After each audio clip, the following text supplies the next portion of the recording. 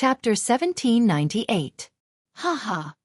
Madame Lavin was fearless in the face of such a question. Her laughter that sounded unusually gentle had a hint of disdain in it. She said with confidence and calmness, "I respect the Church and believe in the Holy Mother.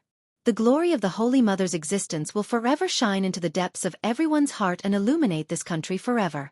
However, this country doesn't belong to the Holy Mother, nor does it belong to any of us." Madame Lavin paused, opened her eyes and said, "It's the same for this city called Glio City. We should trust each other and stay in our place. We shouldn't engage in a meaningless argument here." As soon as she finished speaking, a loud applause was reflected through the glazed tiles of the dome inside the bright St. Peter Cathedral and spread throughout the whole cathedral. A handsome man with long blonde hair applauded from the entrance of the cathedral as he walked along the red carpet. He was wearing a bright and beautiful military uniform. The magnificent shoulder pads were dotted with general badges, and the lapel on his chest was full of military medals. As always, he had a kind of flamboyance that belonged to Michael Aci. "Well said, Madame Lavin. But now, it's obvious that someone doesn't want us to do this." Michael Aci held the general's sword hanging on his waist tightly and said, "You and Levis are white and black. Instead of opposing each other, it's better to seek symbiosis. The Church is the link that binds us together, so we don't have to go against the Church."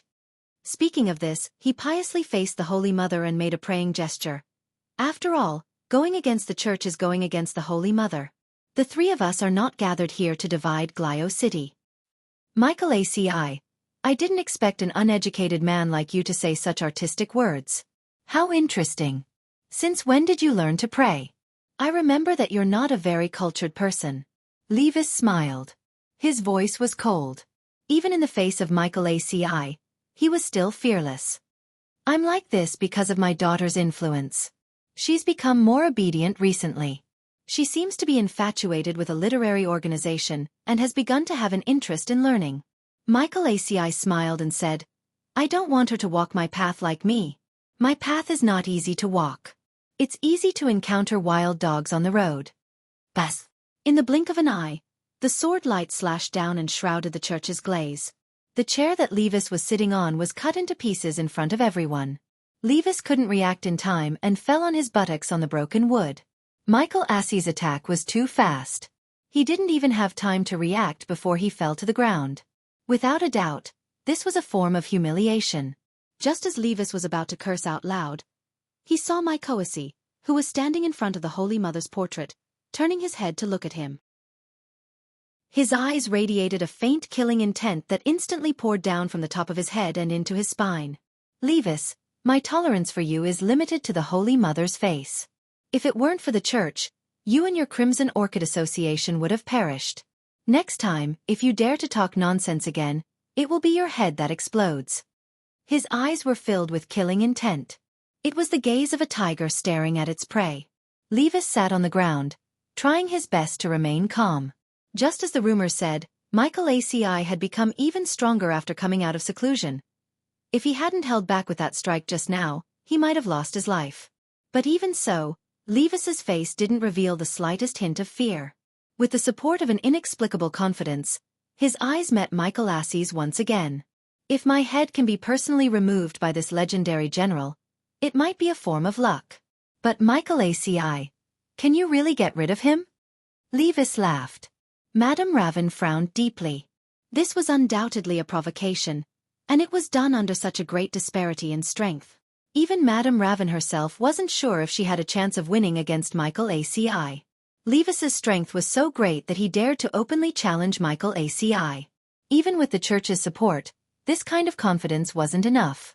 "Kill!" Michael Aci was obviously infuriated.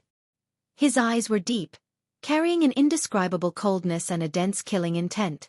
The silver sword light intertwined with the glazed halo on the dome and slashed at Levis's head in an instant.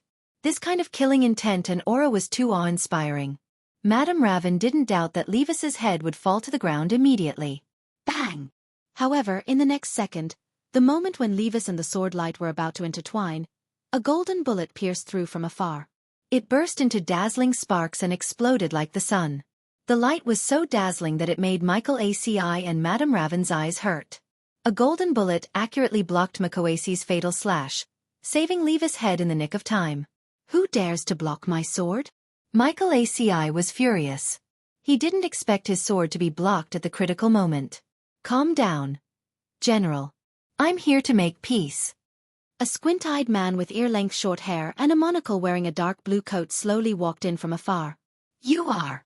The sharpness in Michael ACI's eyes vanished instantly. He stared at the man and frowned deeply. He felt that he had seen the cloud pattern on this man's coat somewhere before. Heavenly Dao Alliance. The squint-eyed man opened his mouth and blew a wisp of green smoke that floated out of the gun barrel. He was the one who shot the golden bullet just now. That bullet contained immortal energy and was extremely powerful. It was a bullet condensed with cultivation. Since it blocked his general's sword, it proved that this gun was at least a powerful world-defying artifact. Please don't misunderstand, General Michael ACI. I didn't mean to offend you. I'm not strong myself, but I rely on this Heavenly Dao spear given to me by the Heavenly Dao Alliance to have a say in this world. The squint-eyed man smiled and said, Let me introduce myself. I'm the leader of Heavenly Dao Alliance's first team, Pei Luoqi. First team leader? Michael ACI frowned deeply. There were 6 teams in the entire Heavenly Dao. One of them had the most shocking strength. The leader of this team, Pei Luoqi, was known as the Heavenly Dao's Grim Reaper. Michael ACI had heard of this person a long time ago. However, he didn't expect this person to be this squint-eyed man with a strange voice and a sneaky smile. I'll cut to the chase, General Michael ACI. I'm here to mediate, Pei Luoqi said. Originally, I didn't want to get involved in this matter. Recently, my son has become obsessed with learning because of a literary organization, so I wanted to stay at home to tutor him. But now, you guys are fighting in Glio City. As the leader of First Team, I have no choice but to intervene. As he spoke, he looked around at Michael ACI, Madame Lavin, and Levis. My Heavenly Dao spear isn't here to protect anyone. What I'm doing is to turn your conflict into a united bullet of justice. P.S. Who do you think the literary organization mentioned in the text is? Chapter 1799. Here, it's always the fist that talks. Whoever's fist is harder controls the truth. Wielding the general's sword, there was a hint of excitement in Mike ACI's eyes as he stared at Pei Luoqi. He had long heard of the Heavenly Dao Alliance's team leader, and thus didn't intend to let go of this opportunity to compete. As someone who had just come out of seclusion and stepped into a new realm, Mike ACI was really curious about whether the Heavenly Dao Alliance's battle strength was as heaven-defying as the legend said. Bizizity! Almost in an instant, Mike ACI unsheathed his sword and attacked again. Wielding the general's sword, his sword chi was like a rainbow as he moved at an incredible speed. This man was serious. The moment they sensed the dense killing intent, Madame Raven and Levis instantly retreated to the sides to keep a distance from the two. St. Peter's Cathedral was instantly overturned. The portrait of the Virgin Mary behind Mike ACI swayed in the gale, and the string was torn off in front of everyone as it floated into the distance. This was Mike ACI's unique madness. Once it got to his head, this legendary general of Mishio Nation would become an out-and-out lunatic. Facing the powerful spiritual pressure and the terrifying blade that was about to strike his neck, Pei Luoqi stood solemnly on the spot, far calmer than Madame Raven and Levis had imagined.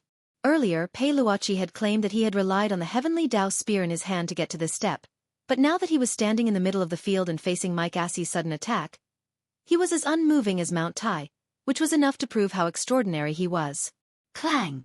The blade accurately struck Pei Luoqi's neck with the sound of godly metal colliding. His body was unbelievably tough, and he directly blocked Mike ACI's sword in the most ordinary manner. At the same time, strands of purple chi seeped out of Pei Luoqi's skin and wrapped around Mike ACI's general's sword.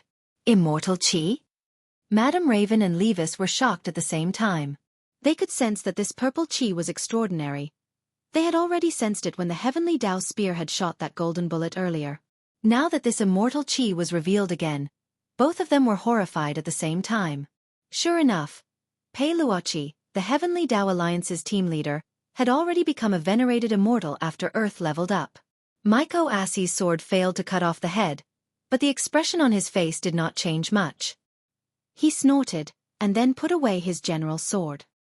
He stared at Pei Luoqi, who was still smiling with his eyes narrowed, and then said with a hint of coldness, "Why aren't you attacking?"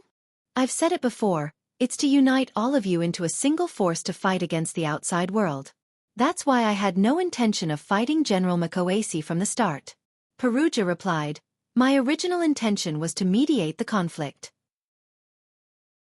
If I were to make a move against General Mai 11, wouldn't that be the exact opposite of what I intended? At the same time, I hope General McAvoy understands. After all, they were all fathers. And there is also a child who recently fell in love with learning. Heh, boring. Upon hearing that, Maxie sheathed his sword. He didn't like Peroche. From the moment this man walked into the church, Mike Osti felt that Peroche's face had an indescribable expression that deserved a beating. I don't know if General Makoasi likes me or not, but even so, the most important thing for us to do right now is to work together sincerely. To avoid being sowed discord by the same opponents. Peroche said, this time, I'm here to talk to all of you on behalf of the Great Pontiff. As he spoke, Peroche took out a beautifully framed jade scroll from his bosom. This is the Great Pontiff's handwritten letter. The Great Pontiff's personal signature and seal is also on it. Therefore, the result of my discussion with all of you is the final result of the discussion with the Great Pontiff. Why didn't the Great Pontiff come himself? Mike Osti was puzzled. The Great Pontiff is a person who loves to learn. Recently, he has been so engrossed in literature that he couldn't extricate himself. That's why he couldn't come himself. Peroche said. Knowledge is the ladder to progress. The Great Pontiff is still as ambitious as ever. Madame Lavin walked over from the side. She had a smile on her face as she moved her slightly plump body. Her seemingly clumsy body was actually not slow at all. Mike Osti could sense that Lavin's and Levis's reactions had already surpassed what they had been when he had confronted Peroche earlier. They had also concealed some of their strength, and had improved even further than before. After confirming that Peroche was holding the Great Pontiff's letter, Mike Osti sighed deeply and stared at Peroche. You intend to play matchmaker for us, but we already have a traitor here, don't we? Hearing this, Madame Lavin was the first to laugh. General, there's no need to use such an obscure excuse. You could have just given me my ID number. That's right, I won over that Miss Sun and the members of number 60 high school to participate in the variety show challenge, and I sent my white warriors to protect them. But the truth is that this is the Great Pontiff's idea. This is the Great Pontiff's idea. This time, even Levis was shocked. Peroche smiled. The Great Pontiff's purpose in doing this is actually to get Lavin closer to those people. That's why he needs to make arrangements in advance, including creating a conflict between President Levis's Scarlet Orchid Association and Huagua Water Curtain Group and Battle Sect. But the nun he sent to my side is from the Tengu. For a moment, Levis felt that his brain wasn't big enough to process everything, but he very quickly thought of a frightening possibility. Could it be that the Great Pontiff is... That's right, Peroche said. Now that things have come to this, I won't hide it from you anymore. The Great Pontiff is in fact an 8-star Tengu, and has an extremely high status in the Tengu ranks. The 6 high school students from Glio City who will be fighting number 60 high school this time were also carefully selected by the Great Pontiff. They are known as the 6 Great Child Prodigies. I remember, didn't you say that there was another child? Mike Osti asked with a frown. Yes. Peroche nodded. There is a child. And this child is the leader of our Heavenly Tao Alliance Team 2, Jiu Yun.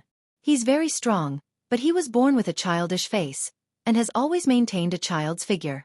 This time, he will be the corps commander of the 6+1 model. While St. Peter's Cathedral was secretly plotting the variety competition, student Wang Ling, who was also a father, was also discussing specific countermeasures with the people from number 60 high school in a suite at the Snail Hotel. Just half an hour ago, Lotus Sun, as the leader of the Grey Sect, had used the secret key on her token to post a set of coordinates on the exclusive Grey Sect app. She had urgently mobilized all the Grey Sect disciples in Glio City who could help. Just half an hour later, in a private room in the hotel, a little girl who looked no more than 12 suddenly knocked on the door mysteriously. Lotus Sun opened the door. You are? I'm Micah Bay. Big sister. You can call me Little North. The little girl smiled. I'm here to look for the legendary leader of the Grey Sect. Chapter 1800. Micah Bay. A little girl in a light blue dress. She was clearly very young, but she had dyed her hair a beautiful pink curly. Inside the room, When everyone from number 60 high heard the girl's name, they all simultaneously associated her with the name of Mishio's legendary general, Michael ACI. Super Chen was startled. This is the daughter of that legendary general? She's actually a Grey Sect disciple? Everyone sucked in a cold breath. There were very few Grey Sect disciples who could find this location unimpeded, and Micah Bay was protected by her identity as General Michael ACI's daughter. Even if the white warriors at the door saw her, they wouldn't think that this legendary general's daughter hadn't come to the hotel to have fun, but to look for the leader of the Grey Sect. To be on the safe side, everyone from number 60 high prepared to act according to the plan they had agreed on earlier. It was true that Lotus Sun was the leader of the Grey Sect, but the eyes of the various forces in Glio City were very complicated. Without any in-depth contact, everyone felt that it was better not to expose her identity as the leader of the Grey Sect. Thus, when it came to meeting the disciples, they decided that Lotus Sun would stay in the room and remotely direct the operation, while the rest of them would take turns playing the role of the leader of the Grey Sect. Even the sequence had been decided. The first person to play the role of the leader of the Grey Sect was Hero Gua. When the door to the room opened, Micah Bay walked in full of longing. Her eyes were sparkling, as if she had embarked on a path of cutting-edge literature and was about to realize her dreams. "Hello, Miss Xiao Bei. I am the leader of the Grey Sect." Then, with Hero Gua's greeting, it was like a basin of cold water had been poured over her. There was clear astonishment on Micah Bay's little face. She looked at the fierce-looking little fatty in front of her, and for a moment felt like her dreams had been shattered. You are the leader of the Grey Sect? What, are you very disappointed?" Seeing Micah Bay's downcast face, Hero Gua was in fact also dealt a heavy blow to his heart. He hadn't done anything wrong. He had just been entrusted with the task of protecting Lotus Sun's identity as the leader of the true sect.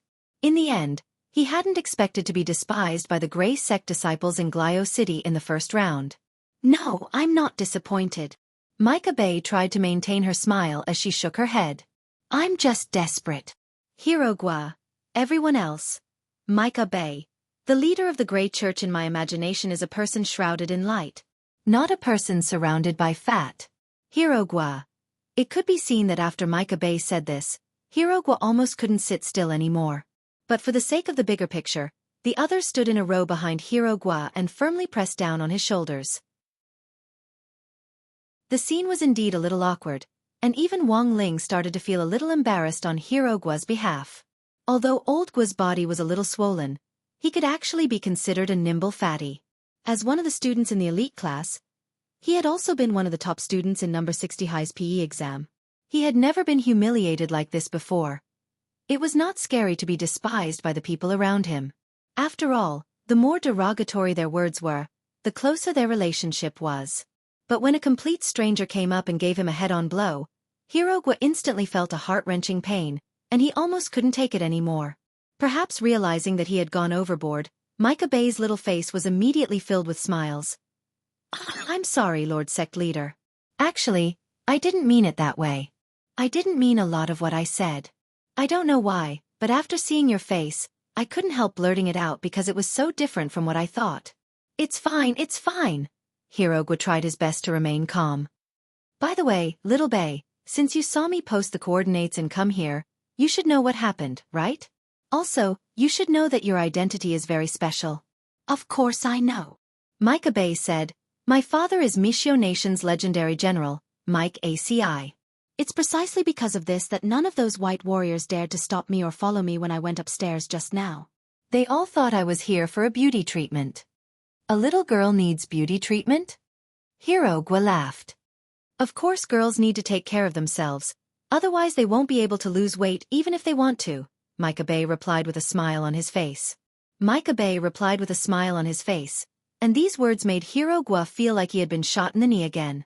"Let's not talk about this, Little Bay. You know, I need your help now." "No problem. Although I'm very disappointed with the appearance of the leader of the Grey Church, I'm still a loyal follower of the Grey Church. Your image in my heart is still that of a paperman. I just need to forget what you look like later. The leader of the Grey Church can only be what I see in my heart," Micah Bay said with a slightly yearning look in his eyes. "Look, a speck of grey in the age. What a beautiful sentence." Wang Ling, Lotus Sun and the others. "Are you sure it's okay, Little Bay? We want you to be our informant, and we need you to provide us with information on your father Mike ACI's movements. Hirogwa asked. Of course it's okay. My father never has time to accompany me, and often yells outside about how to become stronger and stronger. I can't wait for him to lose face outside, and it'd be best if he stayed at home the whole time. Micah Bay smiled and said, If only my father could fall. In that case, I could prepare a cage at home and raise my father in it. Wang Ling. Hirogwa, everyone else. Hearing Micah Bay's words, everyone from number 60 high was a little shocked. Sure enough, all the pink hair was black. This was too frightening. Who would have thought that the legendary daughter of a legendary general would actually be a sickly girl? Okay, little Bay. You've passed the interview, and I'll be counting on you from now on. I'll get in touch with you through the exclusive Grey Church app, Hirogwa said as he tried to hold back his cold sweat. I understand, Lord Leader. Micah Bay nodded, then waved at everyone in the room. Then we'll talk online. Then, she directly left the room. For some reason, everyone from number 60 high instantly breathed a sigh of relief.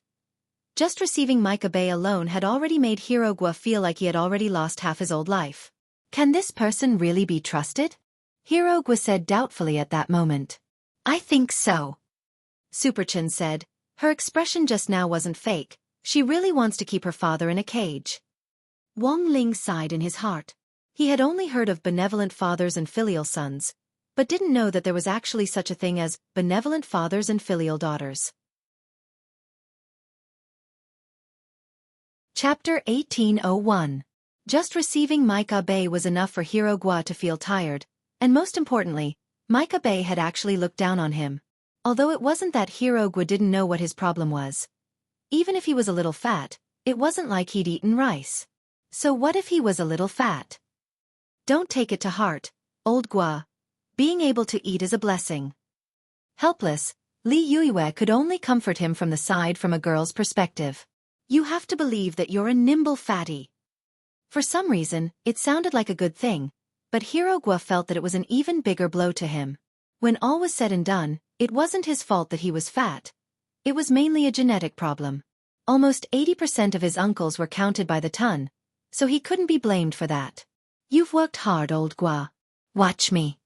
Seeing Hirogwa's pained expression, Super Chen naturally couldn't bear it as his brother, and he stepped forward to take over the role of temporary leader of the Grey Sect. Just then, another voice rang out from outside the suite. Hello, I'm Pei Xiaoyuan. I'm here to look for the leader of the Grey Sect.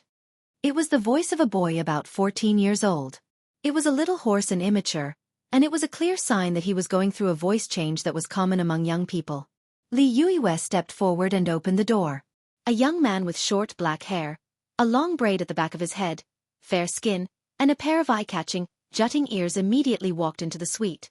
He looked like an elf.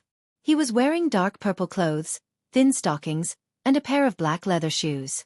At first glance, it was obvious that he was dressed like a child from a rich family in Glio City. He exuded an air of nobility that made people feel like they could see him from a distance, but not play with him. Super Chen sat upright on the sofa with a row of people from number 60 high behind him. He rested his chin on his crossed fingers as he looked at the fairy-like youngster in front of him, and deliberately said in a low voice, Hello, I am the leader of the Grey Sect. You're actually the leader of the Grey Sect? Like Micah Bay, after learning that Super Chen was the leader of the Grey Sect, Pei Xiaoyuan's slightly surprised little face turned a little disappointed. What? Are you disappointed to see that the Grey Church's leader is a man?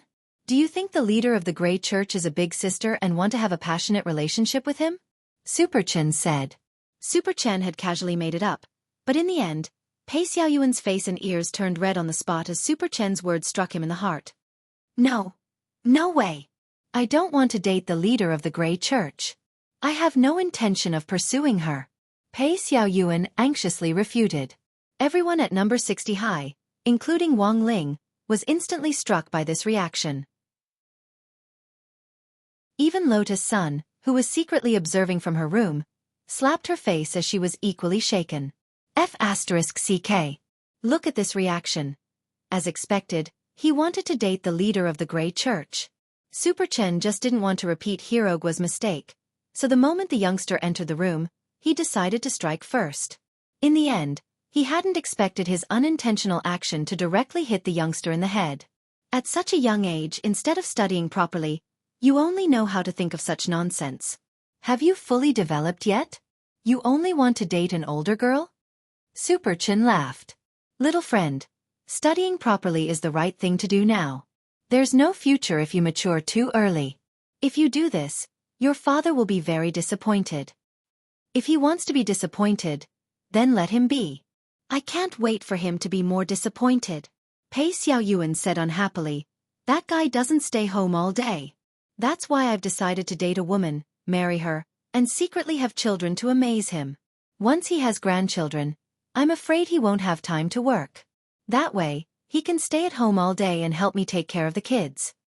Pei Xiaoyuan gnashed his teeth and said, I've always fantasized that one day, I'll be able to lock my father in a cage with my own hands. He has no idea how hard life is for me and my mom. Everyone at number 60 high sucked in a cold breath when they heard this. Why were kids nowadays so extreme? This was already the second time, wasn't it? Why did they like to lock their father in a cage at the slightest provocation? In fact, after Micah Bei and Pei Xiaoyuan's second time, Wang Muyu actually had a similar idea. But unfortunately, he felt that given his current strength, he wouldn't be able to beat Wang Ling at all. Forget locking his dad in a cage, it was already pretty good that he hadn't been sent here. Wang Ling, classmate Xiaoyuan, what you're doing is definitely wrong. If you want to make things difficult for your father, you just need to carry out our gray sex missions in secret, Super Chin said. From your description, your father is obsessed with work all day, so he should be a big shot, right? What big shot? He's just a team leader in the Heavenly Tao Alliance. Pei Xiaoyuan spread his hands. Hearing this, the expressions of everyone at number 60 high instantly changed. The first one who came was Micah Bei, the daughter of General Mike ACI. The current Pei Xiaoyuan was actually the son of a team leader in the Heavenly Tao Alliance. How did they manage to develop two such excellent spies for a single set of coordinates? It was hard for everyone at number 60 high to believe that this was actually true. Everything was going too smoothly, as if the gods were helping them. Lotus Sun was also a little bewildered in her room. Her initial suspicion was that it was very likely that this senior called Qin Zong had sent a wave of luck in their direction. And this was the legendary purple chi from the east. But it was very obvious that Pei Luoqi was very secretive about the nature of his work. So Pei Xiaoyuan had no idea what on earth Pei Luoqi did. Pei Xiaoyuan gave a wry smile helplessly and said, I don't know what my dad is doing in that strange organization. How can he be so happy as a team leader? Isn't it just collecting homework? Everyone at number 60 high. Hearing this, Wang Ling couldn't help a drop of cold sweat running down his forehead. Collecting homework was fine. Given the nature of the Heavenly Tao Alliance's work, collecting homework probably meant that they were collecting heads. Then, do you think there's been anything unusual about your father recently? At that moment, Super Chin asked. It doesn't matter how small the information is. Pei Xiaoyuan thought carefully for a bit, then said, That's right. I remember. It doesn't seem right. I don't know if it has anything to do with my father. Let's hear it first. Super Chen smiled. It's like this. I noticed that every time my father left home, the Pope of St. Peter's Cathedral will come to my house to preach. Preach? Yes. Pei Xiaoyuan nodded and said, The Grand Pontiff said that my father is not at home all day because there are evil spirits in the house. That's why I brought the cross and holy water over. Every time, I had to work with my mom for a long time before I could use it. The number 60 high team. Chapter 1802. After chatting for another 10 minutes or so, Pei Xiaoyuan left. He had left to the consolation of the people from number 60 high school, even though even he himself hadn't realized what had happened. After receiving the message to go back and await further instructions, Super Chen gave Pei Xiaoyuan another signature from the leader of the Grey Sect, who was so happy that he almost fainted. The truth was that this signature had been signed by Wang Ling, and had nothing to do with Lotus Sun and Super Chen. Why are you looking at me, Lingzi?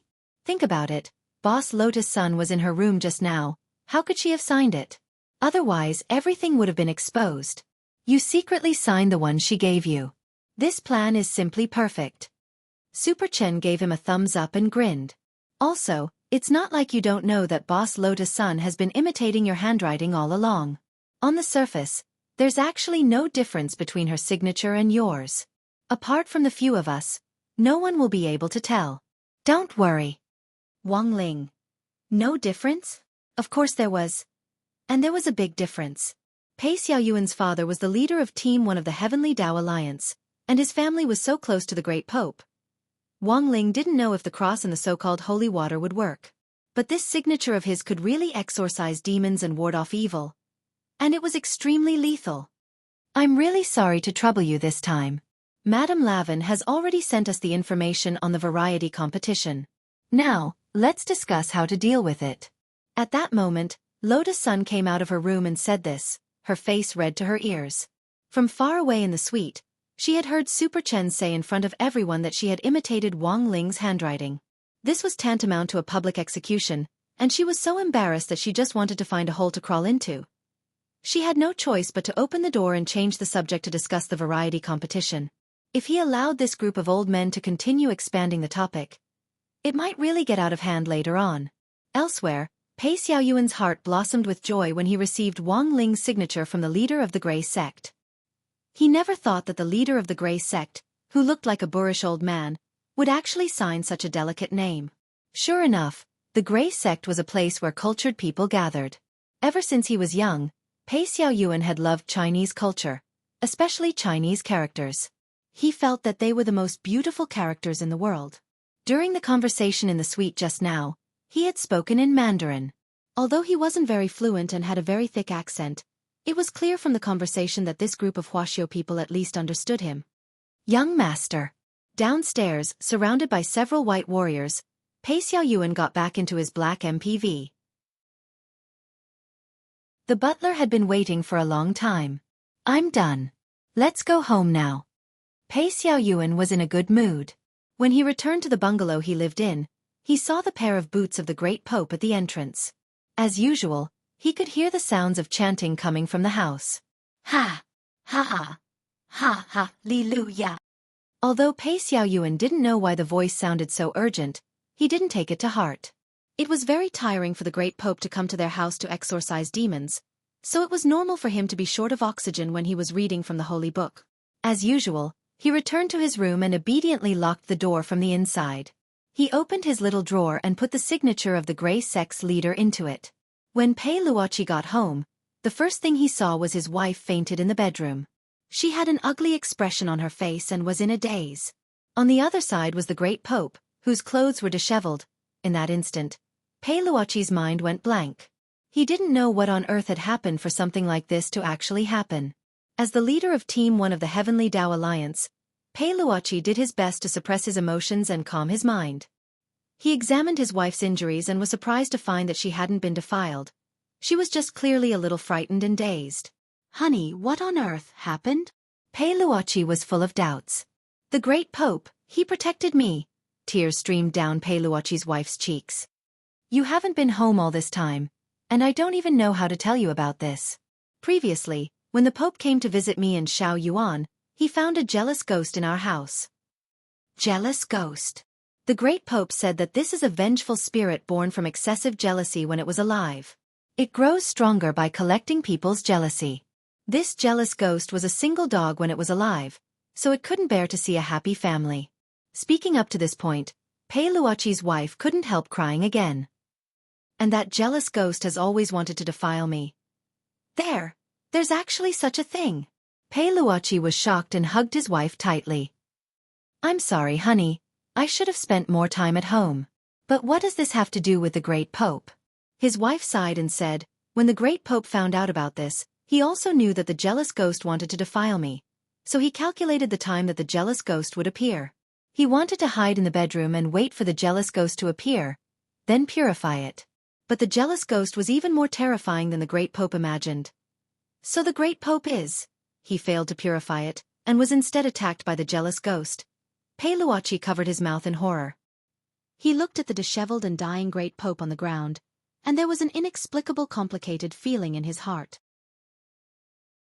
This was because the Great Pope himself was not very strong, and he had obtained such a high position entirely because of his character and the spread of faith from all sides. Pei Luoqi was filled with regret. He should not have doubted the great Pope's character. He did not expect the great Pope to make such a huge sacrifice to protect his wife and son. So now, what happened to the jealous ghost? Pei Luoqi asked. His wife's face was filled with fear again. Before you came, you sent out a ray of holy light, and when I woke up, I heard your voice. But I can feel it. This hateful thing is still here. It's still here. Don't be afraid, honey. I'm already back. Pei Luoqi comforted his wife.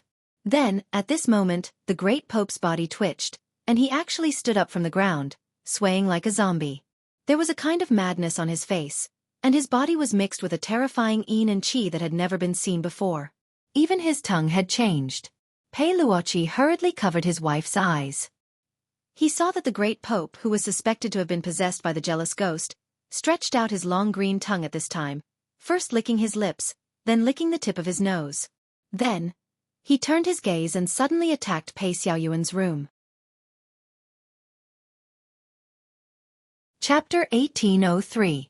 Why am I always alone? Why do all of you have someone you like? Even otaku can find a girlfriend in the end. But I don't. Why do you have a lady with such a beautiful voice to play games with you? She can even help you win. Why do I have nothing? In the end, I can only enter this old man's body. The resentment of this jealous ghost was extremely strong. After possessing the body of the Grand Pontiff, it immediately produced a strong spiritual pressure. Pei Luoqi knew that things were not going well, but at this moment, he could only protect his wife and share part of the spiritual pressure for her. Once he made a move, it would be easy for a loophole to appear, and his wife would be directly pressured by the jealousy ghost. However, if he continued to protect his wife, his son Pei Xiaoyuan would also be in great danger. Bang! Therefore, without hesitation, he held the heavenly spear in his hand and fired a golden bullet at the great Pope's head.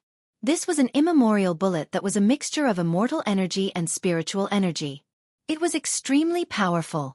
According to Pei Luoqi's expectations, this bullet would be enough to penetrate the jealousy ghost's head, but at the same time, the explosive power of the bullet would also destroy his house. His son Pei Xiaoyuan would also be hurt. However, in order to protect both of them, Pei Luoqi had no other choice. However, what Pei Luoqi did not expect was, this golden bullet did not penetrate the great Pope's head.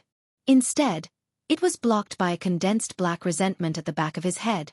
The powerful resentment energy surrounded the great Pope's body, emitting a green and black protective light. It was like an iron wall that wrapped around the great Pope. Don't worry about me. Go save our son, his wife urged, shaking Pei Luoqi's arm with all her might. However, it was too late. How? Pei Luoqi was shocked. Faced with his wife's urging, his mind went blank and he felt powerless. There was a loud bang. At this moment, the great Pope, who was possessed by the jealousy ghost, punched through the wall and appeared directly in front of Pei Xiaoyuan. His face was extremely ferocious, and his eyes emitted a faint green light. Pei Xiaoyuan was scared out of his wits. He was rooted to the ground and did not dare to move at all. This kind of pressure was beyond what a child could bear. Run! Pei Luoqi was extremely anxious. He roared loudly. At this moment, the great Pope stretched out his long tongue and was about to tie Pei Xiaoyuan up and lick him. However, in the next second, a beam of golden holy light suddenly appeared.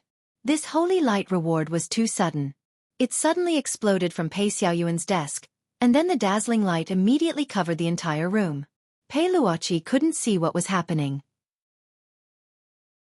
There was a loud hum, and when he came back to his senses, the light of the holy light had already faded, leaving only the Pope lying on the ground with his eyes rolled back, smoke rising from his body. What was going on? Pei Luoqi was extremely shocked in his heart. The jealous ghost that possessed the Supreme Pontiff's body was shockingly powerful. Even his heavenly Tao spear. Not even world-defying artifacts could penetrate it. In the end, the crisis was resolved by a sudden ray of holy light. So what exactly was this? Thinking back to when the holy light shone, Pei Luoqi clearly remembered that at the moment when the holy light shone, his eye power couldn't see through the holy light at all. He was an immortal sovereign. A ray of holy light that even he couldn't see clearly appeared in his house and saved his child. It's the Holy Mother! Pei Luoqi's wife shouted excitedly. Because of the excessive shock, Her legs were still weak, so she crawled to Pei Xiaoyuan's side. Xiao Yuan? Xiao Yuan? Are you all right? She hugged Pei Xiaoyuan, who was also frightened to the point that his face was pale.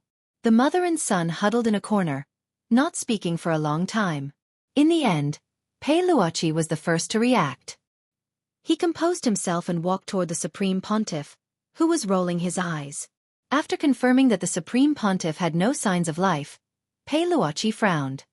This is not good. The Supreme Pontiff is dead. The Supreme Pontiff is dead? His wife was stunned. Pei Luoqi sighed.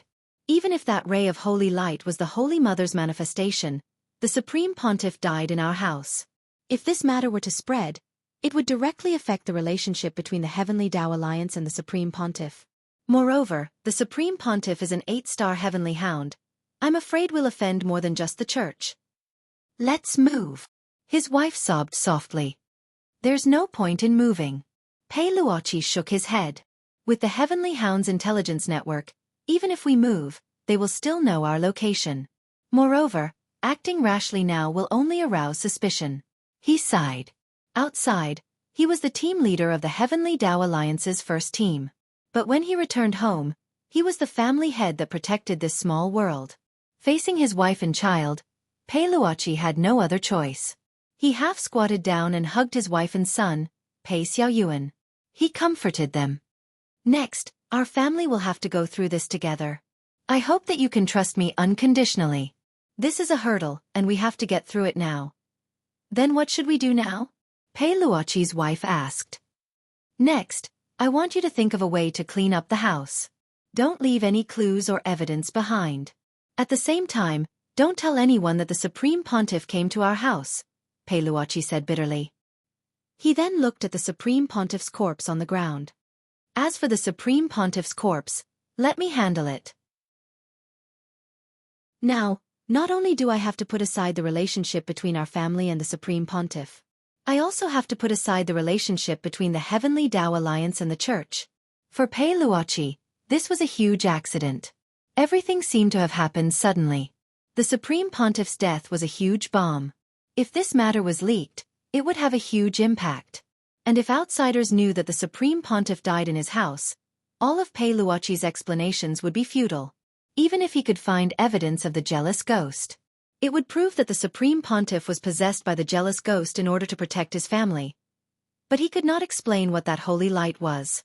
So there was only one way for Pei Luoqi to go. That was to do everything possible to disassociate himself from the Supreme Pontiff. And to cover up, he had to find a reasonable scapegoat. As the team leader of the Heavenly Tao Alliance, he originally came to mediate the conflict. But now, he had to use his identity to create a new truth about the Supreme Pontiff's death. After thinking about it, Pei Luoqi felt that there was no other way. He felt that in this situation, letting Michael ACI take the blame was the best. The error-free chapter of The Immortal King's Daily Life will continue to be updated on the mobile game bar. There will be no advertisements on the site. Please collect and recommend the mobile game bar. If you like The Immortal King's Daily Life, please collect. The Immortal King's Daily Life mobile game bar is updated the fastest. Chapter 1804. This wasn't a whim on Pei Luoqi's part, but the result of careful consideration. The great Pope's death had been an accident that no one had expected.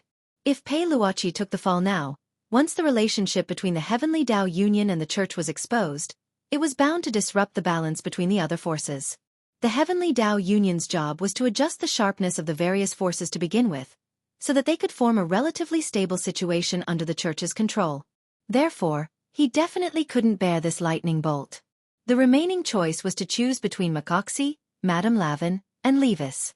Madame Ravin was currently preparing for the variety competition. In order to carry out the plan in an orderly manner, there was no way Pei Luoqi would let Ravin take the fall and disrupt the established rhythm. As for the Crimson Orchid Association led by Levis, they were already at odds with Mike ACI. He had come here to mediate the conflict between Mike ACI and Levis. If he were to let Levis take the bullet now, it would be the opposite of what Pei Luoqi had intended to achieve in the first place. So right now, Michael ACI was the only way out. Furthermore, given Michael Assie's status and legendary reputation in Michio Nation, Even if it was said that the great pope had died at Michael Assie's hands in the end, the authorities wouldn't be able to do anything about this legendary general. Pei Luoqi thought that Michael Aci could only swallow this loss in silence. Honey, can we really get through this? Pei Luoqi's wife's voice was still trembling. Her heart was full of regret. She had never expected their happy little family to actually fall into this situation. Now, all you need to do is to clean up the house according to my instructions. Leave the rest to me, Pei Luoqi said as he hugged his wife and son tightly in his arms. At the same time, he began to think of a comprehensive plan to shift the blame to others. First of all, he had to protect the great pope's body. At the very least, he had to delay the great pope's death, and keep his blood circulating for a period of time to create the illusion that he was still alive. Of course, such a method was impossible to achieve under normal circumstances, but it was not difficult for cultivators of high realms. That night, on the cliff of Proud Wind Mountain in Glio City, this legendary general of Mishio Nation, Mike Aci, was sitting cross-legged. His consciousness was linked to the sky as he conversed with his friend from a distance. Such a stream of consciousness conversation would not be disturbed by outsiders, nor would it be recorded. It was a very safe method of conversation. I really don't know what the Great Pope is thinking. A mafia organization like the Crimson Orchid Society is completely unreliable. I, Michael Aci, have never suffered such humiliation. If he wasn't the Supreme Pontiff, I would have exterminated him as well. Michael Aci communicated telepathically. A burst of slightly aged laughter came from the other side. Right now, the two other legendary generals of Mishio Nation were talking to Maishi, Admiral Meng Qi of the Navy and Admiral Lai Kong of the Air Force. Marine Admiral Meng Qi quickly laughed after hearing the words. Mike, you don't know this. For the Crimson Orchid Association to be able to be so arrogant in a place like Glio City for so many years, they naturally had some connections with the church. It's fine if you just say it. After all, the Great Pope's identity is extraordinary. Michael Aci sighed. Just because he's the Great Master of a Yuan Venerate, he can do whatever he wants? Admiral Lai Kong also laughed. Of course he can do whatever he wants if he's the Great Master. But you have to be careful, Michael. You can't speak carelessly about killing the Great Pope. If you mess up your relationship with the Yuan Venerates in the future, it won't be worth it.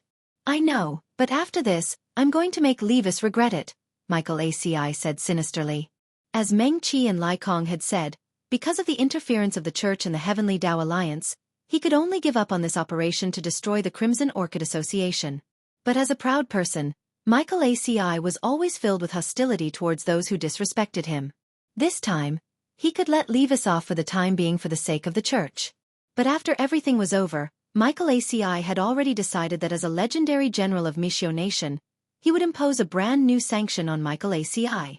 West Wind Castle in Glio City, Mishio Nation. This was one of Michael Aci's properties in Glio City, and every time he came to Glio City, he would choose to stay here. After talking to the other two generals, he felt a lot better, and immediately returned to West Wind Castle. His youngest daughter, Michael Aci, was still studying in Glio City, and usually lived in the castle. For an old father, when he was feeling extremely down, the greatest consolation was perhaps to be able to see his daughter by his side. When the gate to the castle's front courtyard opened, Michael Aci swaggered in, sword in hand. "Where is little Bay now?" he asked. The maid sweeping the floor bowed respectfully. "Young miss is playing in the manor at the back. The head maid is standing guard by her side." "All right." Michael Aci nodded. After learning about his daughter's location from the servants in West Wind Castle, Michael Aci made a shushing gesture, intending to sneak up from a small path. However, just as he approached the manor at the back, a strange murderous aura suddenly penetrated him from under the shade of a tree.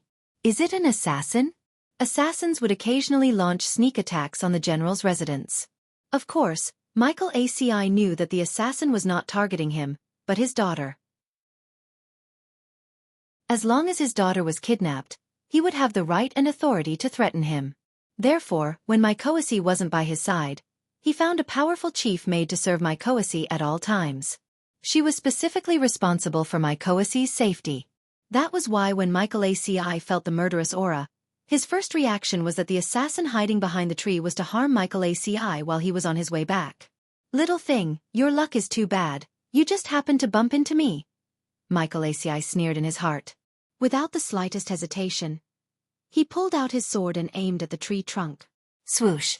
A large amount of blood spurted out from behind the tree trunk and splattered on the ground. After Michael Asii sheathed his sword, the assassin who was hiding behind the tree fell into a pool of blood. Michael Asii walked to the front of the tree expressionlessly, then turned the assassin over with his foot. When the assassin's face was revealed, Michael Asii's expression instantly changed. The Great Pontiff. The Great Pontiff. Why was he here? Michael's heart was filled with shock. He had just expressed his dissatisfaction with the Great Pontiff's decision to the other two generals, and had even said that he wanted to kill the Great Pontiff.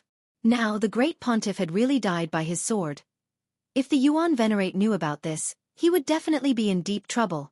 Michael Asii broke out in a cold sweat. He did not know why the Great Pontiff would appear here. But judging from the current situation, the Great Pontiff had been killed by him. His general sword had a very special sword mark that could not be deceived. There's no other way. Michael Asii's mind was racing as he tried his best to think of a way to disassociate himself from the Great Pontiff. Then, he thought of a very suitable candidate to take the blame, Levis. Chapter 1805. Making a move against the church was something that Makaxi had never imagined. Although he had talked about killing the great pope in his conversations with his friends, what an adult said and what they truly thought were often not the same. Makaxi was well aware of the stakes involved. His attitude toward the great pope was perhaps the same as his old father's. Perhaps it was because of his old age and the fact that the great pope's style tended to be more moderate, which was why he was very different from Makaxi. Makaxi was dissatisfied with the great pope, and would occasionally say malicious things like, "You old thing, are you going to die or not?"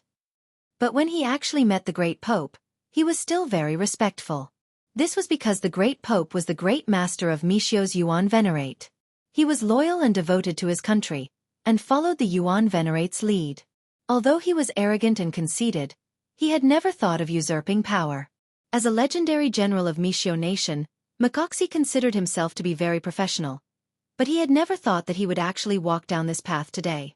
He had actually mistaken the great pope for an assassin who had broken into his West Wind ancient castle residence, and stabbed him to death. Makaxi, who had never crumbled even when facing hundreds of thousands of enemy troops, instantly panicked and didn't know how he should face all this.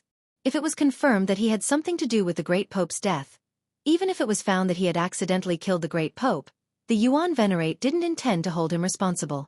But he would become the focus of the people's condemnation, and all the good reputation he had built up in his native cultivation country over the years would go down the drain. Of course, this wasn't the most frightening thing. He was more worried about his daughter, Makaxi Abe. If something happened to him, his daughter would be implicated as well. Although the great pope's realm wasn't high, he still had a lot of loyal followers who he had built up over the years through faith. Abe, don't worry. Dad absolutely won't let you be implicated. Makaxi made up his mind at that moment. Sacrificing Levis was the only way now. He had no choice but to do so. At the same time, if Levis took the fall, he could legitimately dispatch troops to get rid of the Scarlet Orchid Association as well. When the time came, he could act first and report later, directly kill Levis and bury the truth. He would not give Levis any chance to defend himself. Therefore, the most urgent matter at hand was to treat the injuries on the Pope's body. The real cause of death could not be covered up, and that sword strike of his was probably the fatal wound on the Pope. The stab was very deep, and the shape was special. Only the general's sword could cause such a wound. That was why Makaxi had to create the illusion that the High Pontiff was still alive. He had to use some means to stop the wound, repair the sword wound, and replenish the High Pontiff's blood, so that the blood could continue to flow through his body for a while.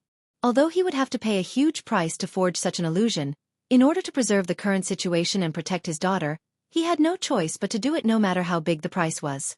At the same time, in the backyard, Mike Abe was sitting on a swing with a book in his hand. The head maid looked in the direction of the cobblestone path and frowned slightly. The general is already here. Why isn't he here yet? Was it because of what had happened? Does Miss want to take a look? Don't worry about him. Maiko Abe answered calmly. He might have run into the Great Pontiff on the way. Supreme Pontiff? The Great Pontiff is here? Yes. Mike Abe smiled. I saw the Great Pontiff coming here earlier, But he did not respond when I spoke to him. I only reminded him that my father would definitely pass through the cobblestone path to visit me today, so it would be best for the great pontiff to wait for him by the side. Do you think my father killed the great pontiff as an assassin? That would be interesting. Miss, you must be joking. The head maid wiped the cold sweat off her forehead and smiled bitterly. Assassins all have a murderous aura. If the great pontiff was here to see the general, why would he have such a murderous aura? The two must have bumped into each other and were having a conversation. Yes, that's true. Mike Abbé nodded and continued to read the collection of works in his hands. Miss, you've read this collection of works several times, but why do you only read this one every time? You don't understand. Mike Abbé's eyes flashed. It's like a speck of dust in this era. It's too beautiful. After the meeting at St. Peter's Cathedral, Madame Lavin and Levis found a private clubhouse for a private talk. The place was surrounded by the Crimson Orchid Association's mafia members and white warriors. Lavin, since there's only the two of us here, I'll get straight to the point. Levis crossed one leg and stared at Madame Lavin. Actually, it wasn't the Heavenly Tao Alliance and the Church's intention to protect me. Isn't that right? President Levis, why do you say that? Madame Lavin smiled. Although the Crimson Orchid Association is related to the Church, the Crimson Orchid Association is just a mafia that occupies some territory in Glio City. It's a dispensable existence. Levis said, it's just that this time, they happen to be dealing with the Battle Sect and the Huagua Water Curtain Group, so they use the Crimson Orchid Association as cannon fodder. Since the Great Pontiff is one of the Heavenly Dogs, it's reasonable for him to send someone from the Heavenly Dogs to negotiate with me. Of course, I also have to thank you. If it weren't for you, Lavin, we might not even have had the chance to be cannon fodder. President Lee, you must be joking. This was just a stopgap measure. Seeing that she couldn't hide it anymore, Madame Lavin said bluntly. What benefits did the Church promise you when you mentioned this plan? Is it to directly take over my position as president after the deed is done? Levis laughed. Lavin, you've really made a good plan. If number 60 High from Wuxia Nation loses this competition, not only will you not give up control of your wall wolf cultivation supermarket, you'll also directly swallow up my Crimson Orchid Association. Hearing this, Madame Lavin continued to smile. But from what President Lee says, you don't seem to hate me too much? Of course I don't hate you. Instead, I have to thank Lavin. If it weren't for you, I'm afraid I wouldn't be able to see the sunrise tomorrow.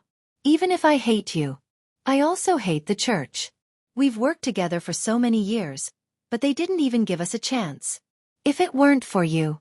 At this point, Levis's eyes were red as he gnashed his teeth and said, if I had the chance, I really wanted to kill that old thing, and stir up a reign of terror in St. Peter. Chapter 1806. It didn't feel good to be used as a chess piece. Ever since Levis became the president of the Crimson Orchid Association and started working with the Church, he had imagined how the Church would deal with him if they felt that he was useless one day. He thought that the Church would be as kind as the Virgin Mary and talk about martial ethics, but he didn't expect that abandoning the entire Crimson Orchid Association was still the Church's first choice when faced with related problems. If it wasn't for Levine, Levis felt that he would have become a rotten corpse that was casually abandoned in a hidden corner of the street and slowly turned into bones that would be eaten by the stray dogs in Glio City. Thus, Levis now. He hated. He really wanted to kill the Great Pope. If he really did it, it might be possible. Because the Great Pope's realm was not strong, but because of his identity and the protection of masters, it was rare for the Great Pope to leave alone. He might only let his guard down when he entered a friend's house. But who were the Great Pope's friends? Just a few hours ago, the arrogant My ACI was one, and Team 1 leader Pei Luochi of the Heavenly Tao Alliance was another. With these two peerless masters as friends, he naturally didn't have to worry about his safety when he went to their houses. So to sum up, there were very few chances to find the Great Pope alone. Levis was well aware of the stakes involved. Admittedly, he was just thinking about it to relieve the anger in his heart, and he was not really going to kill the old man. President Lee, you don't have to be so angry. Our sincere cooperation is the way of the king. Madame Lavin smiled again. Her rich and meaty face seemed very elastic when she smiled. Levis could only smile bitterly. When he first saw Lavin, he felt that this woman who hid a dagger in her smile was not easy to deal with, but he didn't expect her to be so scheming. These years, she had been running a large supermarket chain under the guise of a variety show producer. It seemed like she was doing legitimate business, but she was actually running a variety of illegal businesses. Levis looked at the white warriors who stood solemnly around him and felt a deep sense of irony. Forget it. The current situation was not in his favor. He could only think of a way to make a concession first, and then come up with a long-term plan. He, Levis, would take back what belonged to him sooner or later. With that in mind, Levis took the initiative to stand up and extended his hand in a gentlemanly manner. Well then, Madame Lavin, I hope that we can cooperate sincerely in the future. He tried his best to hide the sharpness in his eyes and lowered his head. At this time, Raven also reached out and shook hands with Levis. President Lee is indeed a smart person. Sincere cooperation. Whether it's the Huagua Water Curtain Group or the Battle Sect, we'll wipe them out in one fell swoop. On the way back to the villa, Levis had a headache. He poured himself a glass of tequila and walked to the sliding glass in the living room, looking at the bright moon outside the window. Looking up at the starry sky and thinking about life was something Levis often did. His peripheral vision swept across the courtyard that seemed to be covered by a layer of white muslin. Suddenly, he caught sight of a white figure. This white figure was hiding behind a shrub in the courtyard, as if he was ambushing something. The first thing he thought of was Raven's white warriors. This Lavin. Levis was so angry that he crushed the glass in his hand into powder. On the surface, they said that they were cooperating sincerely, but in reality, they had sent a white warrior to follow him to his home to kill him? Levis was furious. He channeled spiritual power in his palm and condensed it into the shape of a blade. Then he threw it forward. Whoosh! The speed was so fast that the white warrior in front of him had no time to react. This small flying knife formed from spiritual power directly pierced through the white warrior's head. Levis was determined to kill and did not leave any leeway. Even if Raven found out, he was not afraid. It was against the law to trespass into his residence without his permission. Levis thought it was ridiculous. He was the leader of the largest mafia organization in Glio City. He did not expect that he would have to protect himself from the perspective of the law at this time. If he had not chosen to walk the path of the Crimson Orchid Society's president and instead become a law-abiding citizen, even if his life was worse than now, he would at least be able to live a stable life, right? Levis sighed in his heart. He pressed a button to open the sliding door to the courtyard and slowly walked toward the white warrior's corpse. At this time, Levis had already prepared the corpse decomposing water. This was one of the common methods of the mafia. It was to erase everything without leaving any traces after such an accident. Just as he was about to dump the corpse, he suddenly realized that the face of the corpse seemed a little familiar. Levis's mind went blank. Then, he was completely stunned. This was the Great Sect Emperor? At this time, his mind was like a thunderclap, and he could not figure out why the Great Pope would appear in his courtyard in the clothes of a white warrior. But one thing was certain. He had already killed the Great Pope, and he had used a flying knife formed from spiritual power to pierce through the head. As long as the spiritual power gene molecules were extracted during the autopsy and compared with his own, he would not be able to escape the punishment of a Yuan Venerate. How could this be? Levis took a few steps back and sat paralyzed on the ground. Even though he had seen his fair share of spectacles, and had even threatened to kill the worst old man in the church, Levis's mind was in a mess when the Grand Pontiff really died in front of him. He was at a loss as to what to do. There were too few people he could trust now. He could not trust the church, Lavin, Michael ACI, and the Heavenly Tao Union. They were all on the side of the Great Pope. He was the weakest party, so he would not be able to frame them even if he wanted to. Moreover, his cultivation level was too low compared to the others. The key to framing someone was to make everything real. In other words, if the Great Pope had died in the hands of those people, it would be very easy for them to frame him. However, it was simply unrealistic for him to turn the tables and shift the blame. What to do? At this time, only these 3 words were left in Levis's mind. He also did not know what to do. After sitting in a daze for a while, Levis could only think of one solution. That was to use the corpse of the Great Pope as a proof of allegiance and form an alliance with the Huagua Water Curtain Group and the Battle Sect. But the other party might not be willing to accept such a cooperation. Because once the 2 parties were connected, The death of the great pope would directly become a huge diplomatic problem between the cultivation countries. Chapter 1807. Defecting to the enemy midway was something Levis had never imagined. He didn't know if he was doing the right thing, but he analyzed the current situation. Given that he couldn't trust Michael ACI, Raven, and the church that had wanted to separate him from the very beginning, working with Wuxia Water Curtain Group and Battle Sect seemed to be the only correct path. As for framing number 60 high, Levis felt that he didn't have the ability to cover all aspects at the moment. Furthermore, he didn't have the ability to make the already dead great pope fall back into that state of suspended animation. If he did that, Battle Sect would definitely be able to find some clues as to how he had done it. Furthermore, if he put the blame on number 60 high for the great pope's death, it might directly trigger a war between two cultivation countries. This was also one of the paths that Levis had never considered. Although he had used the truck driver to frame the eldest miss of Wuxia Water Curtain Group for his subordinate Mei Li's death, in the end, it was just a small matter. If one Mei Li fell, thousands of Mei Lis would rise again, but the great pope was different. He was the backbone of faith in Wuxia, a huge cultivation country. If he collapsed, the consequences would be very hard to predict. In short, starting a war wasn't something Levis wanted to see. His original intention had only been to suppress Wuxia Water Curtain Group and Battle Sect and restrict their development. He hadn't really wanted to crush them to death with one blow.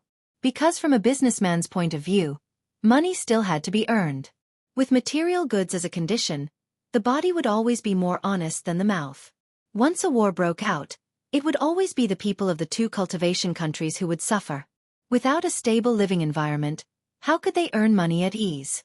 After quickly packing up the great pope's body, Levis put it in a huge fridge, and then put the fridge into his space with a storage bag.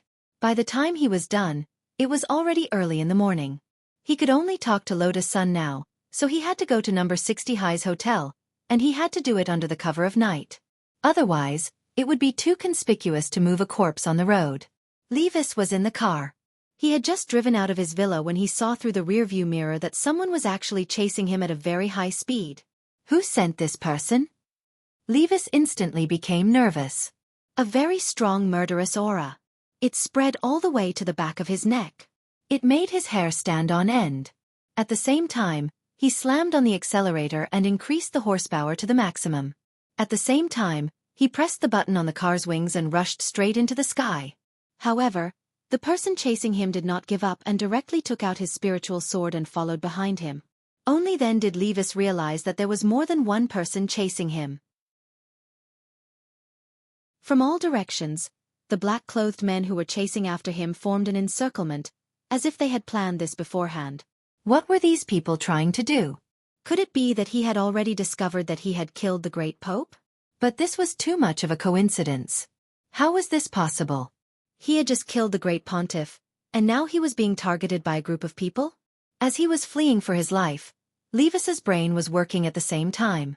The only possibility he could think of was that this might really be a trap. A plot to put him to death. Damn it! He controlled the steering wheel and did all kinds of extreme maneuvers in the air. Behind him, a dozen black-clothed men stepped on their spirit swords and turned into meteors as they followed closely behind. This kind of speed was almost as fast as a car. It was extremely exaggerated. At this time, Levis felt as if he was being targeted by a pack of hungry wolves. Moreover, it was a pack of hungry wolves that had been starving for a few days. They rushed forward recklessly, looking as if they would not stop until they caught up with him. Levis gritted his teeth. When the car drove to the fairy lake in Glio City, he directly plunged into the lake.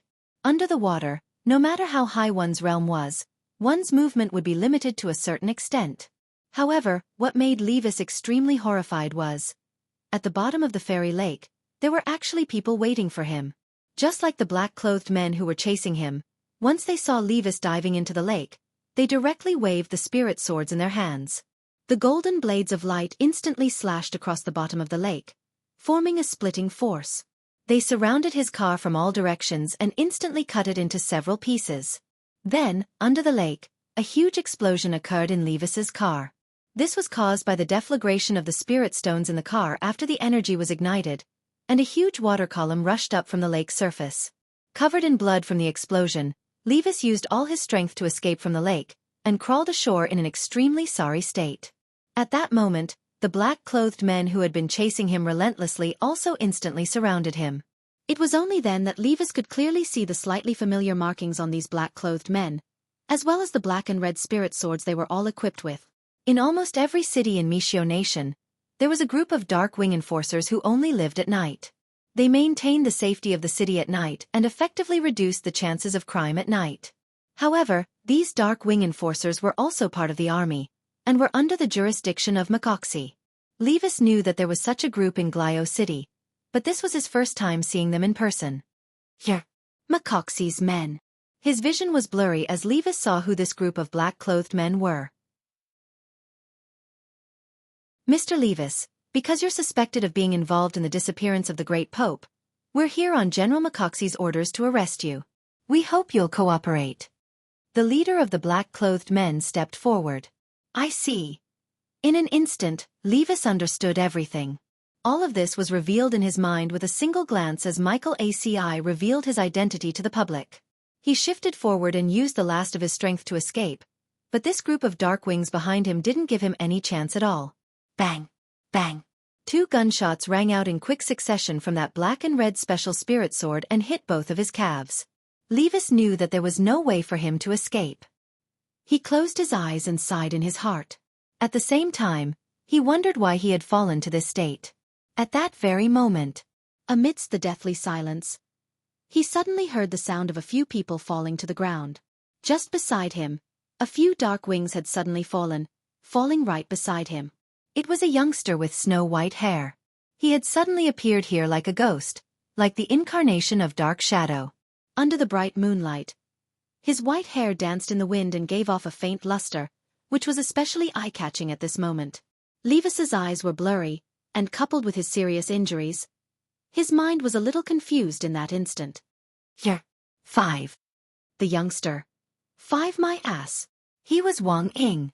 Set a small target first, like 1 second. Remember. Booksellers. Chapter 1808. In the nick of time, Wang Ying appeared by the shore of Fairy Lake and protected Levis, who was surrounded by Dark Wing. Facing the sudden appearance of the white-haired young man, the group of dark shadows was stunned. They wiped their smart law enforcement goggles. Technological means were completely ineffective in front of Wang Ying. They couldn't see Wang Ying's face at all. All they could feel was a mass of nothingness. One of them took off his smart enforcer mirror and tried to use his own spiritual energy to test Wang Ying. In the end, he screamed in pain and fell to his knees with bloodshot eyes. An existence that could not be seen. This was something that only the upper almighty beings could do. In an instant, these dark wings' eyes stared blankly and their nerves tensed up. Who was this person? And why was he here? Leader, what should we do now? Seeing this, the members of Dark Wing communicated with each other through voice transmission.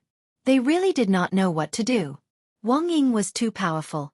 If they fought him head-on, they would only die. On the other hand, they were here under Maxi's orders. Military orders were absolute.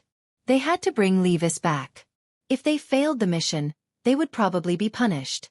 If they returned unscathed, they would probably die. After thinking it over, the leader of Dark Wing took a deep breath. He took off his smart enforcer mirror and took out a cigarette in front of Wang Ying. After lighting it up, he put it in his mouth and stared at Wang Ying. Senior, we're here under General Maxi's orders. I hope you won't make things difficult for us. Otherwise, we'll be in trouble. Wang Ying squinted his eyes and smiled. He did not answer their question directly. I'll give you a count of 10. Run. If you don't leave before my countdown ends, you'll all die. He stared at Dark Wing, who was in the air without fear. Then, Senior, please forgive us for our offense. The party leader of Dark Wing took a step forward. Using a hand gesture as a signal, he instantly linked the members around him to form a sword formation. The moonlit fairy lake rippled at this moment. The spiritual light emitted by the combined sword formation shone down from the sky and was reflected on the surface of the lake, forming a clear circle of spiritual tattoos. He didn't believe that Wang Ying would really attack them. This was Glio City, a modern cultivation city with strict discipline and cultivation rules. Killing a law enforcer in public in such a place was something that even an almighty could not do. If they were found out, wouldn't the force that the other party belonged to become the target of public criticism? Hence, this party leader Dark Wing was taking a gamble. He was betting that Wang Ying wouldn't dare to kill them. Therefore, he ordered for the sword array to be formed in an attempt to fight against Wang Ying. At this moment, Wang Ying lifted Levis up and placed him on his shoulder. Facing the tens of thousands of murderous sword shadows on the lake, he kept his promise and counted. 10. 9. 8. From the beginning to the end, he maintained his smile. It was the kind of relaxed demeanor that exuded a terrifying pressure at the same time. With every number he counted, Dark Wing could feel a terrifying bloodlust surging up his spine. 7, 6, 5. Wang Ying was still counting down. Everyone was stunned as the countdown rang out like the Grim Reaper's bell. Wang Ying clearly hadn't made any moves yet, but as the countdown rang out, it was as if they could see the virtual image of a black-robed Grim Reaper behind the youngster. It was a humanoid skeletal creature, tall and awe-inspiring, and as white as jade. Its eye sockets were filled with arrogance and indifference, and it had the power to despise everything. This was Wang Ying's Dharma spirit. Completely different from Wang Ling's cosmic wisdom and extreme gentleness, this was a war machine worthy of its name. Kill. Terrifying. Heartless. This was the synonym for Wang Ying's Dharma spirit. For a moment, Fairy Lake was dead silent. Wang Ying hadn't even moved when this Dharma spirit appeared, but cracks immediately appeared in the sword array that had just been formed in the air. It had been directly shattered by this aura, and this Dark Wing was so shocked that he couldn't speak. Quick! Run! Just as Wang Ying was about to count down to the last 3, the Dark Wing team leader instantly roared as if he had woken up from a nightmare. He realized that this wasn't an existence they could contend with. It was a superdimensional power that surpassed their understanding. This resolute killing intent forced this Dark Wing team leader to make the decision to retreat after Wang Ying counted down to 3. He would rather take the blame himself than watch his young teammates die with him. How boring. Wang Ying secretly snorted. He had thought that these people were tough, but he had still scared them off. But the truth was that even if he did make a move, he would be careful not to take their lives. Even if he accidentally beat them to the brink of death, he would still think of a way to save them. Seeing that everyone had retreated, Wang Ying teleported and brought them to a safe place in an instant. Right after that, he smacked Levis's butt.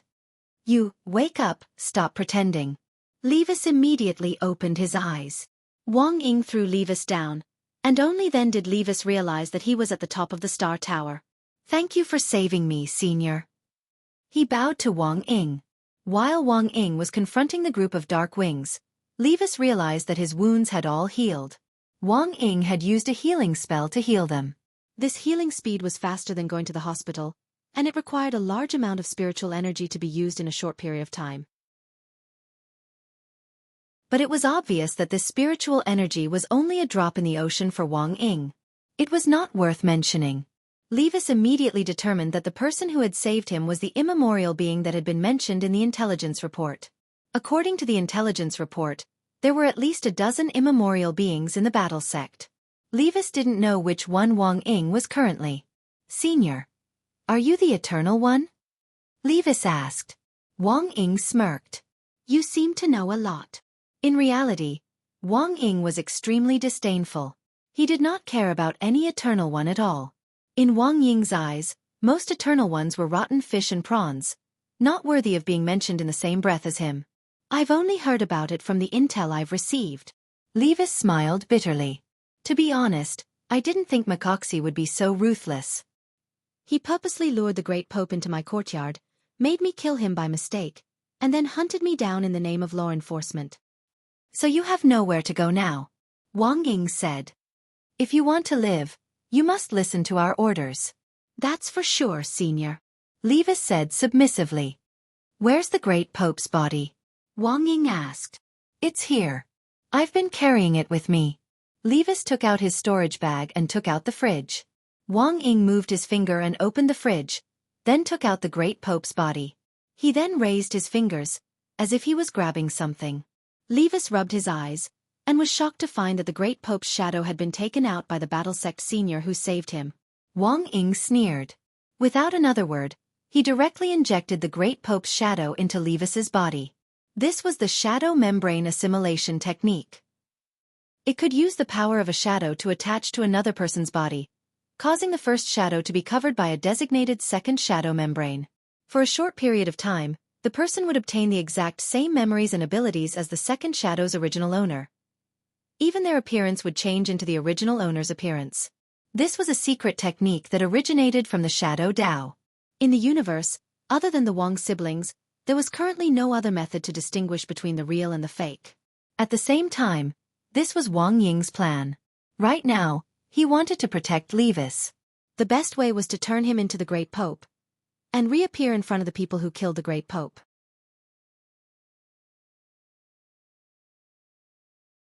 Chapter 1809. Everything was going according to plan.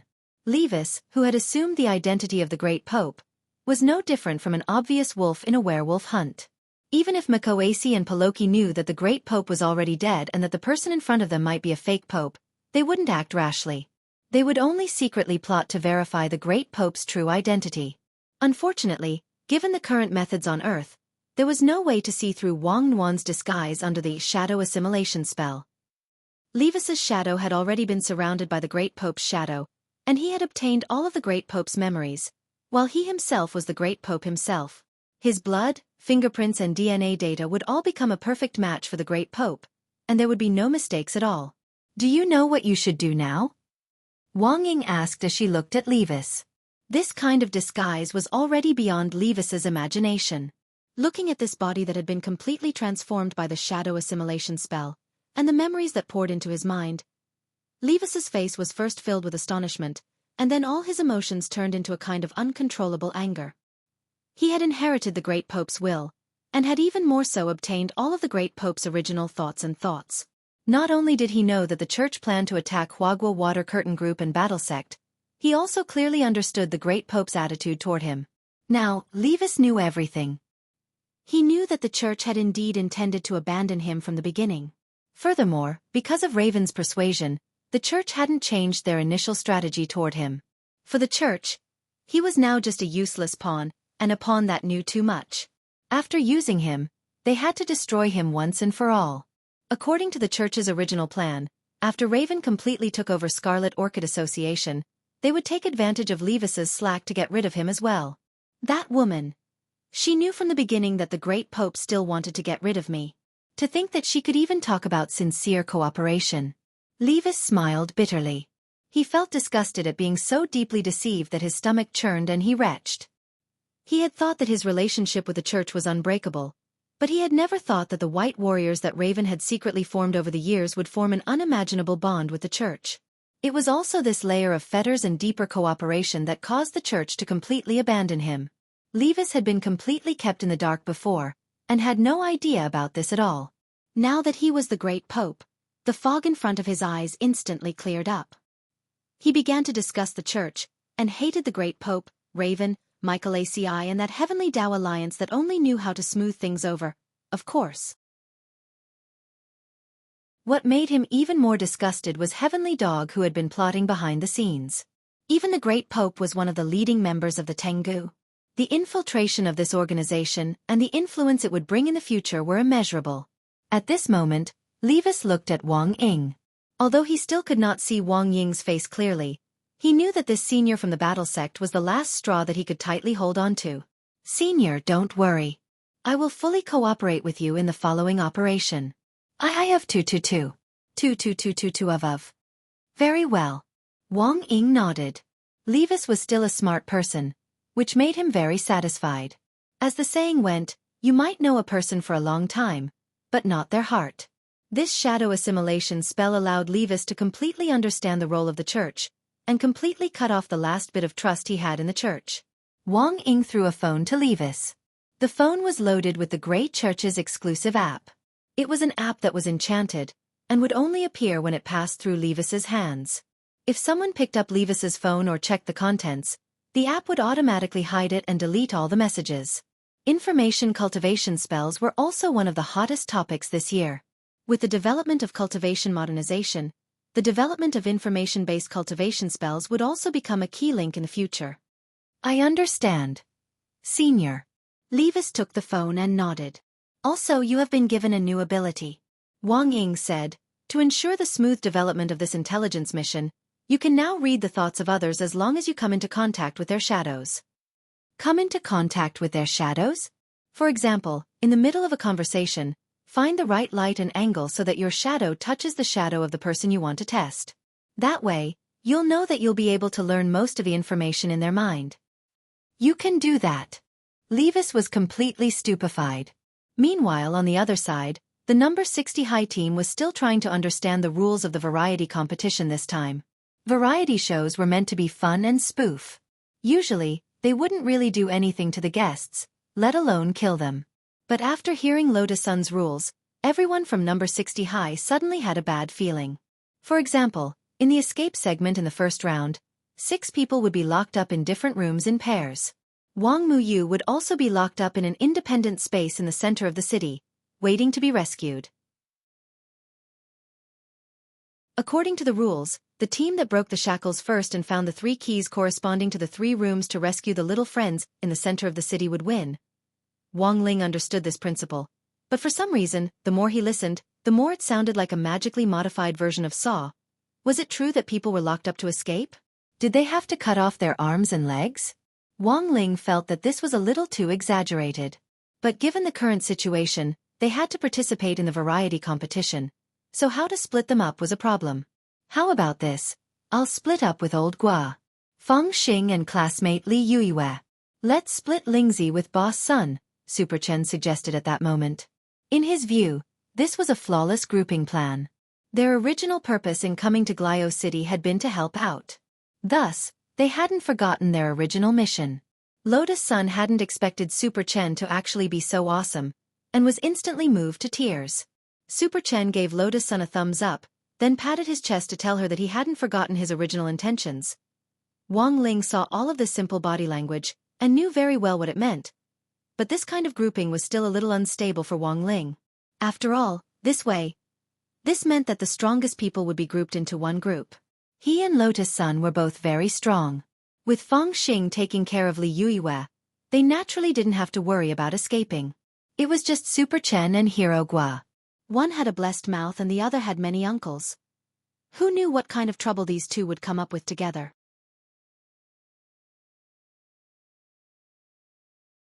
Chapter 1810. A mysterious senior had protected Levis, and the entire Dark Wing Brigade was heavily injured. This was the latest news Maiko ACI received at dawn. Originally, the Dark Wing Brigade that he had assigned to capture Levis had been carefully selected by Makoxi. Every single one of them was a talent. In the end, under the protection of a mysterious senior, the entire Dark Wing Brigade's operation was thwarted. Wang Ying, on the other hand, felt wronged because he really did not make a move. If he had, none of the Dark Wing Brigade members would have returned alive. Unfortunately, even if he did not make a move, the Dark Wing Brigade members were still injured, and all of them were bruised. As for the most heavily injured person, it was the Dark Wing leader who was lying on a stretcher with several broken ribs. General, it's your subordinates' fault, he said weakly, his face pale. Maiko ACI could tell that this was not an act, but a real injury. There's no need to say anything. Maikoasi returned the gesture and held his hand. He was touched by the fact that these Dark Wing members were putting their lives on the line. He could guess that the person who protected Levis was someone sent by the battle sect, and it was most likely an ancient one. In the face of a battle that was impossible to win, this party leader Dark Wing still took the lead and led his brothers to charge forward in unison. Although Makosai did not witness the scene at that time, he still felt extremely moved when he imagined it. Facing this group of warriors, he naturally could not criticize them. Rest in peace and recuperate. I understand the situation, Maiko ACI said. Although he was usually strict, he was kind to his subordinates. As long as they tried their best, he would not make things difficult for them. Although what he did not know was that after Wang Ying left with Levis, this group of Dark Wing squad had beaten each other to the point of crippling themselves. If it was not for that, the Dark Wing Brigade leader felt that he would not have survived this ordeal. After sending off the Dark Wing Brigade, Maiko Asi's expression was solemn for a long time. Based on the current situation, Levis was most likely rescued by someone sent by the battle sect, and he did not know Levis's exact location. However, if he could not find Levis, he was worried that his plan to frame Levis would be exposed. General! At the entrance of West Wind Castle, an army soldier suddenly ran in from afar. What is it? The Great Pontiff wants to see the general, the soldier said. Great Pontiff? My Koasi was stunned, and his mind went blank on the spot. He thought he had misheard. However, after thinking about it carefully and confirming that it was the Great Pontiff, he came back to his senses in shock. That old man. He had clearly already. Why did he suddenly come back to life? My Koasi thought about it and came up with a general possibility. This Great Pontiff might not be the real Great Pontiff. How could a dead person come back to life? Levis. My Koasi chewed on the name carefully. His lips curled into a cold smile. He had more or less made a judgment on this matter. But this was good too. It would save him the trouble of looking for Levis everywhere in fear. Impersonating the Supreme Pontiff was a capital offense. How dare this mafia boss? How could he have the guts to pretend to be the boss of an old Yuan venerate? Mai smiled. His heart was clear. All that was left was to expose Levis's fake identity, and everything would be solved. Once Levis was dead, all the blame could be pushed to Levis. On the other side, Team 1 leader Paloki of the Heavenly Tao Union was also very anxious. As the source of the entire framing incident, he had thought that his plan to push the blame for the Supreme Pontiff's death to my Koasi had been perfect. However, the outcome had been unexpected, because he had also received an invitation from the church. The Supreme Pontiff was looking for him for a discussion. But the Supreme Pontiff was clearly dead. What was going on? Dear, what do we do now? Paloki's wife was very anxious and helpless. Her hair had turned white overnight, and she had not expected this situation at all.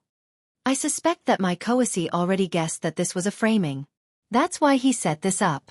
Paloki frowned. How could a dead person come back to life? Then what should we do now? It's better to bide our time, Paloki said. If I'm not wrong, this Supreme Pontiff is a fake one.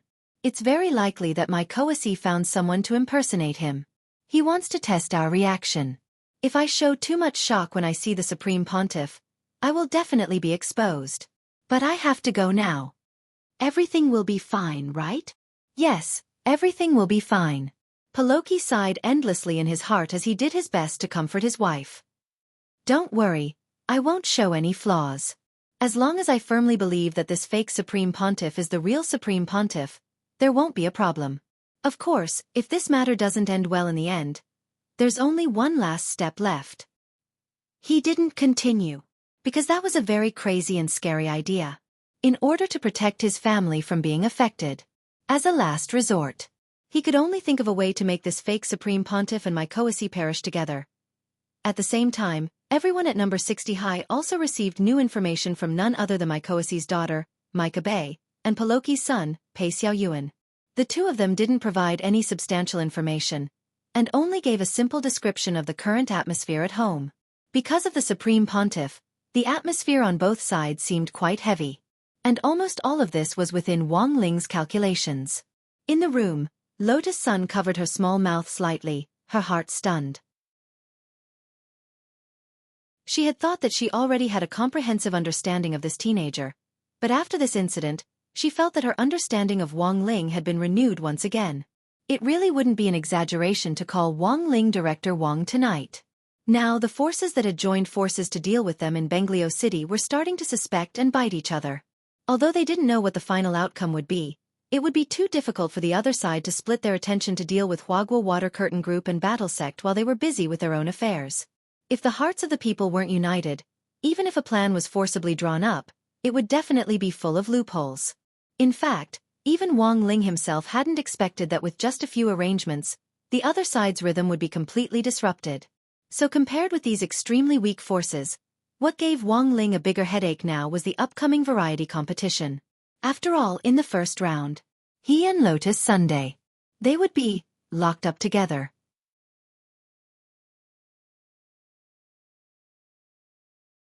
Chapter 1811. That morning, Lavin sent a group message to Mike Axie, Pei Luachi and Leaves on WeChat to briefly explain today's arrangements. In the end, it was as if the two of them had disappeared, and didn't reply to her. But the plan still had to go ahead.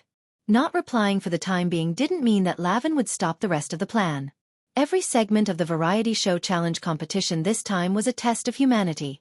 She wanted to make public the ugliness of those people from number 60 high, and more importantly, the ugliness of the eldest miss of Huagua Water Curtain Group.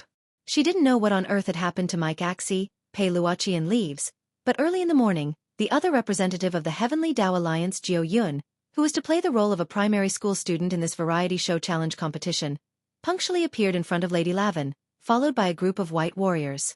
Jiu Yun wasn't very tall. It was said that his body had stopped growing because he cultivated a special technique. He looked like a child, but was in fact already an old monster. When he stood up, he was about the same height as Wang Muyu. He wore a black one-piece work outfit, had long light blonde hair, and even had earrings in his ears. His eyes were bright, and from a distance, he looked like a little girl. Lord Jiu Yun, I've been waiting for you for a long time. Lady Lavin stood up and warmly shook his hand. Jiu Yun looked at Madame Lavin's hand with disinterest. In the end, she only extended her index finger and touched her finger symbolically. She had quite the personality. When will the operation begin? Jiu Yun didn't say much, and asked directly. Very soon, Lord Jiu Yun. But before that, you need to change your image a little. To be honest, you don't look like a child at all. Lavin smiled.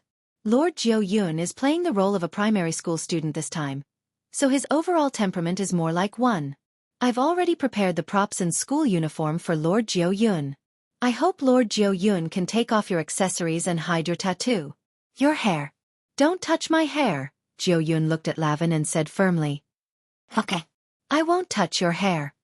Lavin had no choice but to agree. Lord Jiu Yun, do you have any other instructions? Jiu Yun lowered her small head and pondered for a moment. Then, she raised her head and looked at Lavin. If I can't control myself during the challenge and make a killing move, you'll take care of it later, right? This, naturally. Lavin nodded her head. However, I hope that Lord Jiu Yun can control himself as much as possible. You can injure him but you must not kill him. I can only do my best. Jiu Yun said, I'm acting as an elementary school student, but I'm not really an elementary school student. That kid at number 60 high is a proper primary school student. I hate brats the most. If that brat attacks me, I really won't be able to hold myself back. Before coming here, Jiu Yun had already gone through the information on everyone from number 60 high in detail. They were just a few foundation establishment students, and didn't look like they were worth paying attention to. In particular, Wang Muyu was taking part in the competition with a 6-year-old child. In Jiu Yun's opinion, Wang Muyu was simply a burden to everyone at number 60 high. Apart from that Miss Sun, there was nothing worth paying attention to at all in the data. Jiu Yun also didn't know why so many experts had died at number 60 high. It was Wang Ling's first time participating in the recording of a variety show. Early in the morning, thanks to Wicked GPS, they smoothly arrived at the agreed filming location. This was a large sports center in Griot City, which was only used for large-scale national cultivation sports events. Previously, it had often been requisitioned by Griot City's local cultivation troops as a military demonstration and training ground. But now, Lavin had actually requisitioned this vast piece of land for the recording of a variety show, and had even remodeled the interior. One couldn't help but sigh at Lavin's strength and methods. This large sports center had been built in a desolate part of Griot City. Originally, there had been a tall mountain here, and the entire gymnasium had been built against the mountain. The inside of the mountain had been directly hollowed out to make room for the gymnasium. The key was that the exterior structure of the mountain had been preserved as a whole through the technical excavation, and the spirit veins under the mountain hadn't been destroyed. Even a spirit gathering array didn't need to be drawn. This was a natural place for cultivation and seclusion.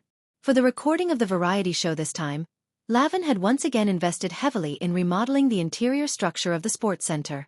When Wang Ling's group arrived, they saw a lot of program staff gathered together, and the photography team was remotely testing whether the camera balls were working properly. It was such a huge lineup that Wang Ling felt a little uncomfortable.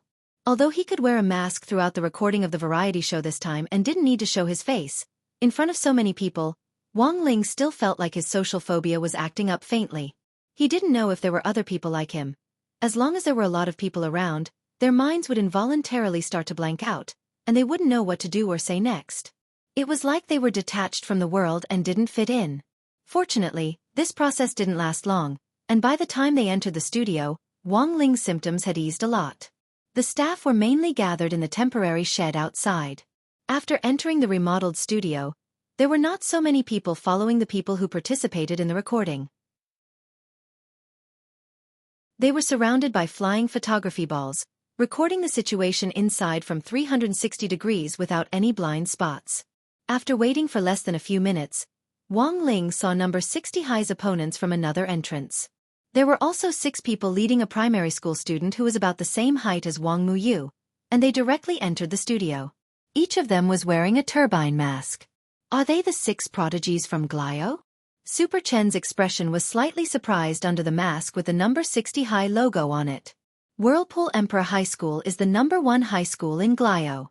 The 6 prodigies this time are all from here. As an old intelligence expert, Hirogwa had already inquired about these 6 prodigies. They're all grade 1 students like us, but they've already reached the Golden Core stage. All of them are Golden Core cultivators? That's so unfair. It's just that they have an advantage in terms of realm. There's almost no actual battle in the preparation part of the program. It's more of a test of teamwork, Hirogwa said. In fact, he himself wasn't very confident. After the 2 sides shook hands, everyone was put on masks by the staff, and they were divided into black and white sections based on their schools. There were 3 secret rooms in each of the black and white areas. Based on the previous team distribution, everyone was arranged in groups of 2 into the secret rooms. From the perspective of the void, the place where everyone was standing was a Tai Chi disc. Wang Muyu and Jiu Yun were brought to 2 special cages in the middle of the Tai Chi plate, Yin and Yang, and Yin and Yang respectively. On Wang Ling's side, it was a little more exciting. When he clearly heard the heavy stone door of the secret room close, the only sound left in the room was the sound of his and Lotus Sun's breathing in the darkness. In this quiet environment, even the sound of their breathing was particularly clear. It was really too clear. Wang Ling could even clearly count her heartbeat.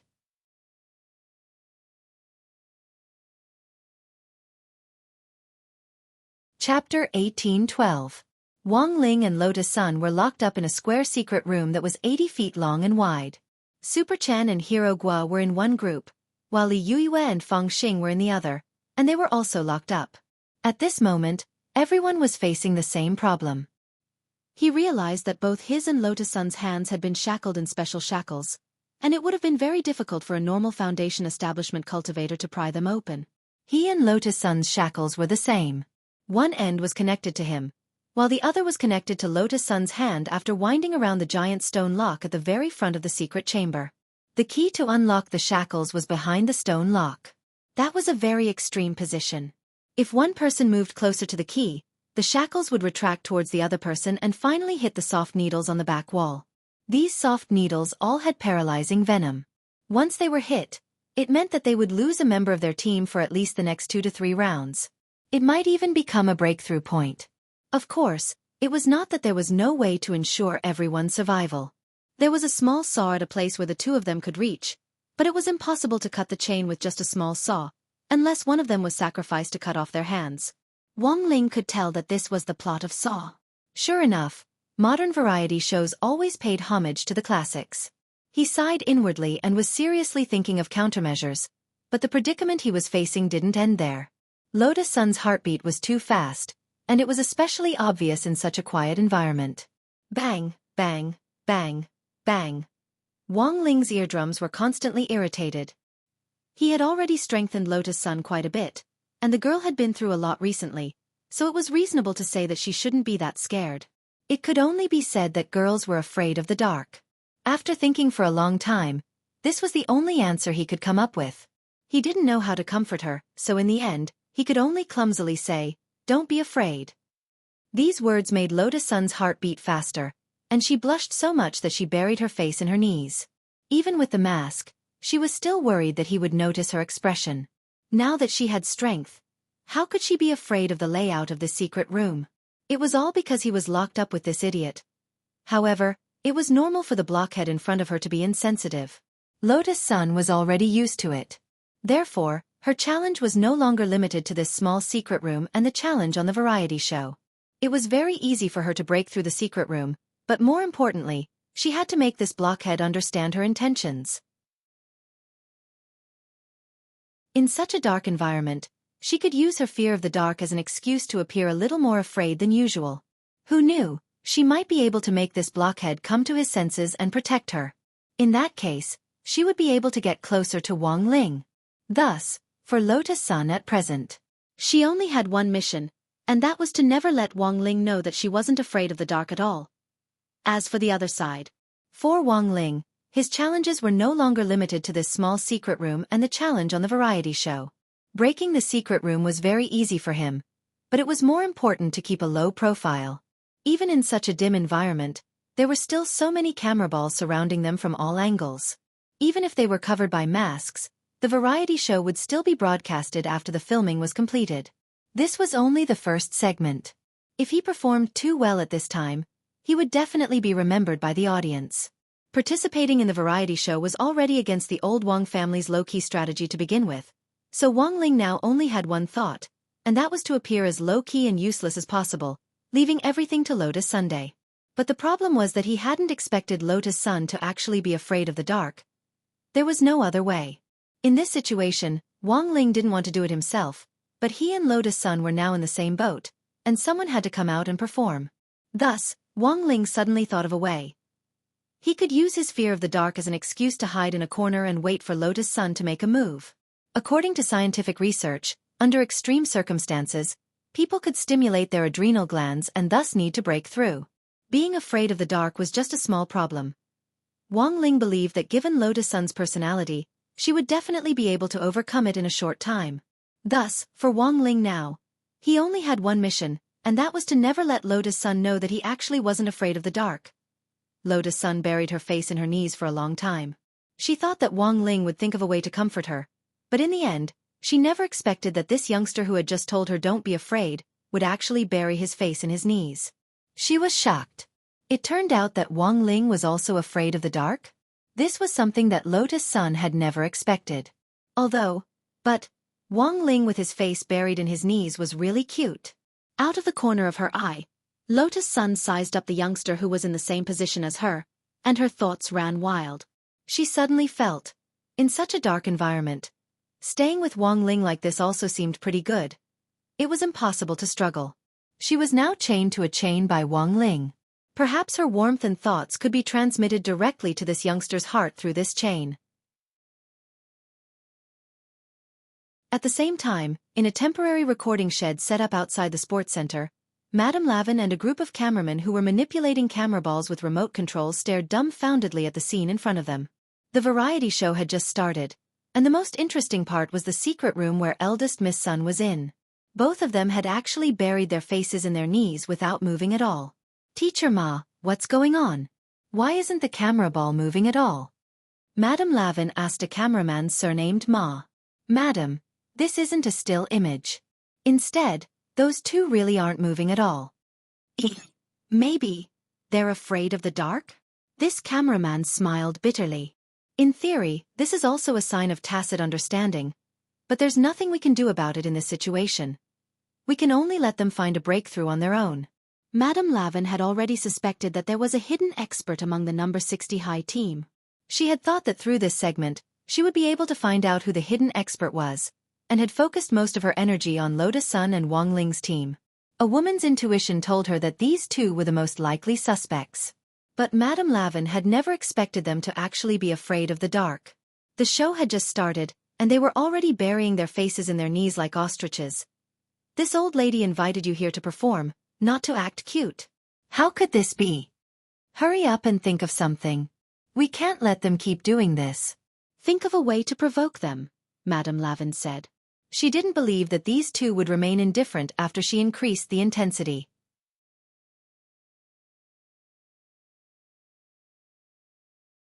Chapter 18:13.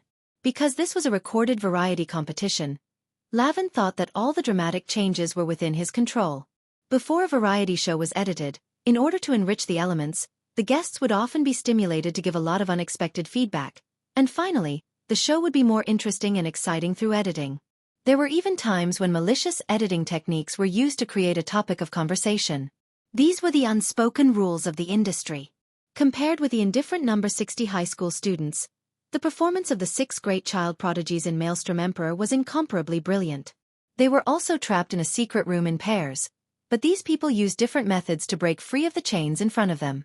As expected of the 6 top geniuses among the new students in Maelstrom Emperor, they can actually rely on their spirit roots to extract trace elements from the air and synthesize them into simple talisman materials.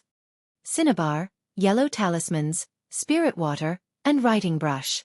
In number 60 high school's first talisman class, it had actually been mentioned that these were the 4 basic materials for making talismans. However, there were times when it was impossible to have such a complete set of materials in an extreme environment, and they could only look for alternatives. Elemental powder, which could be condensed from trace elements extracted from the air, was the perfect material to replace cinnabar.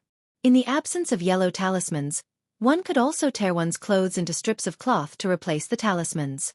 High-ranking almighty beings could even directly bite their fingertips to draw talismans on the rough ground or even in the air. This was because the spirit energy in their bodies was strong enough, and the spirit power in their blood was strong enough to replace specific spirit water. As for their fingers, they were ready-made materials to replace the shaft of a writing brush. Of course, there were also some people who would pull out their hair and use it to write. The methods used by the 6 people in Maelstrom Emperor were almost the same. They all wrote talismans to help them break free.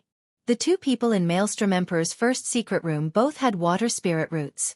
Inside the secret room, they created a corrosive mist talisman that was harmless to the human body, but had a strong corrosive power on metal. Little by little, they increased the density of the mist, and the corrosive mist corroded the chains. This method was very slow, but it was effective enough. The show's production staff estimated that it would take about 2 hours for these 2 people to be completely free. The people locked up in Maelstrom Emperor's second secret room were gold and fire spirit roots, and the methods they used were even more amazing. They directly created a weapon-strengthening talisman to enchant and strengthen the metal saw next to them. They've actually mastered such a complicated strengthening method. Quite a number of the program producers were stunned when they saw the image on the camera. As long as he strengthened the metal saw to +6, he could easily saw through the chain. But this kind of strengthening depended on luck. If he failed even once in the middle, he would have to start from the beginning again. Therefore, the 2 of them took off their jackets and cut them into countless strips of cloth, looking as if they were ready to go all out. Thus, these 2 people took off their coats and cut them into countless strips as they prepared to go. As for the last 2 prodigies in the Maelstrom Emperor, they were people with Earth Spirit Root and Wood Spirit Root respectively. The 2 of them combined their own physical conditions and used simple talismans to modify their arms. This was a method to assimilate a part of one's body with nature. Although the shackles restricted the human body, as long as one's arms were turned into soil or branches, one could easily break free from the shackles. If there was light, their assimilation speed would be greatly increased. Unfortunately, the dark environment limited their assimilation speed. Otherwise, this group of people would definitely be the first to escape. With these 6 people in Whirlpool Emperor as a comparison, the people on number 60 High's side were clearly salted fish. The contrast could be said to be very obvious. It can't be. They can't all be salted fish, right? Madame Raven sucked in a breath of cold air with a somewhat incredulous expression on her face.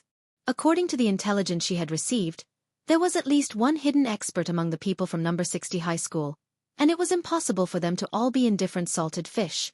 But given the current situation, the people from number 60 high didn't react at all. Could it be that the information was wrong? Madame Lavin frowned. She took out a remote control device that she had prepared in advance.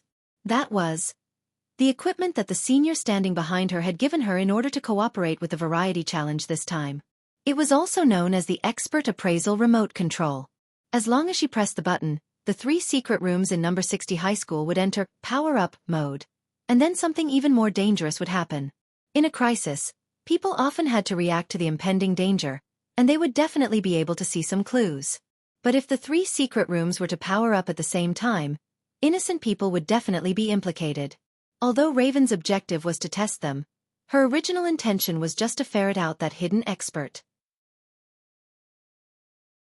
Thus, after thinking about it, Madame Lavin made a decision, and that was to test Wang Ling and Lotus Sun's secret room, which she was most suspicious of. With a kind expression on her face, she surreptitiously pressed the independent button on the expert appraisal remote control in her pocket. In the dark, 80-foot-wide secret room, the moment Madame Lavin pressed the button on the expert appraisal remote control, Wang Ling immediately sensed the abnormal change in the secret room. Although he and Lotus Sun still buried their faces in their knees and pretended to be afraid of the dark, Wang Ling abruptly opened his eyes in the darkness when this inexplicable pressure from beyond the heavens arrived. This was the aura of an ancient. It was the same aura as that of the sea demon layman whom Lotus Sun had encountered before. Back then, the sea demon layman had addressed that envoy from beyond the heavens as Holy Venerable. Behind that Holy Venerable stood an even bigger umbrella of protection, which was that legendary Holy King. Thus, in that instant, Wang Ling immediately realized that this ancient who had been sent by Raven to test them was most likely on Holy King's side. Wang Ling sighed deeply. He hadn't wanted to make a move at first. But this expert appraisal remote control was really a little difficult. And most importantly, this ancient was much more powerful than that sea demon layman whom Wang Ling had sent to deal with Lotus Sun previously. If Lotus Sun were to deal with this, it might be a little out of line. What kind of ancient being was this? It was a snow-white skeleton in a black cloak. Its eyes were hollow and deep, as if they could suck people into an exiled era, and it was much more powerful than Li Xian and Zhang Ziqin. This was an ancient with an immortal body. Wang Ling judged that this ancient wasn't human, but a member of the undead race, a rare race that had once appeared in the universe. Judging from the aura this snow-white skeleton gave off, it was very likely that this person was a king of the undead race. And so, in the darkness, this new eternal one appeared in front of Wang Ling. Almost immediately, Wang Ling snapped his fingers. Time froze in the entire universe at the same time. Only he and this king of the undead race could move. Then he patted the dust off his butt, stood up from the ground, and stood in front of Lotus Sunday. "It's you."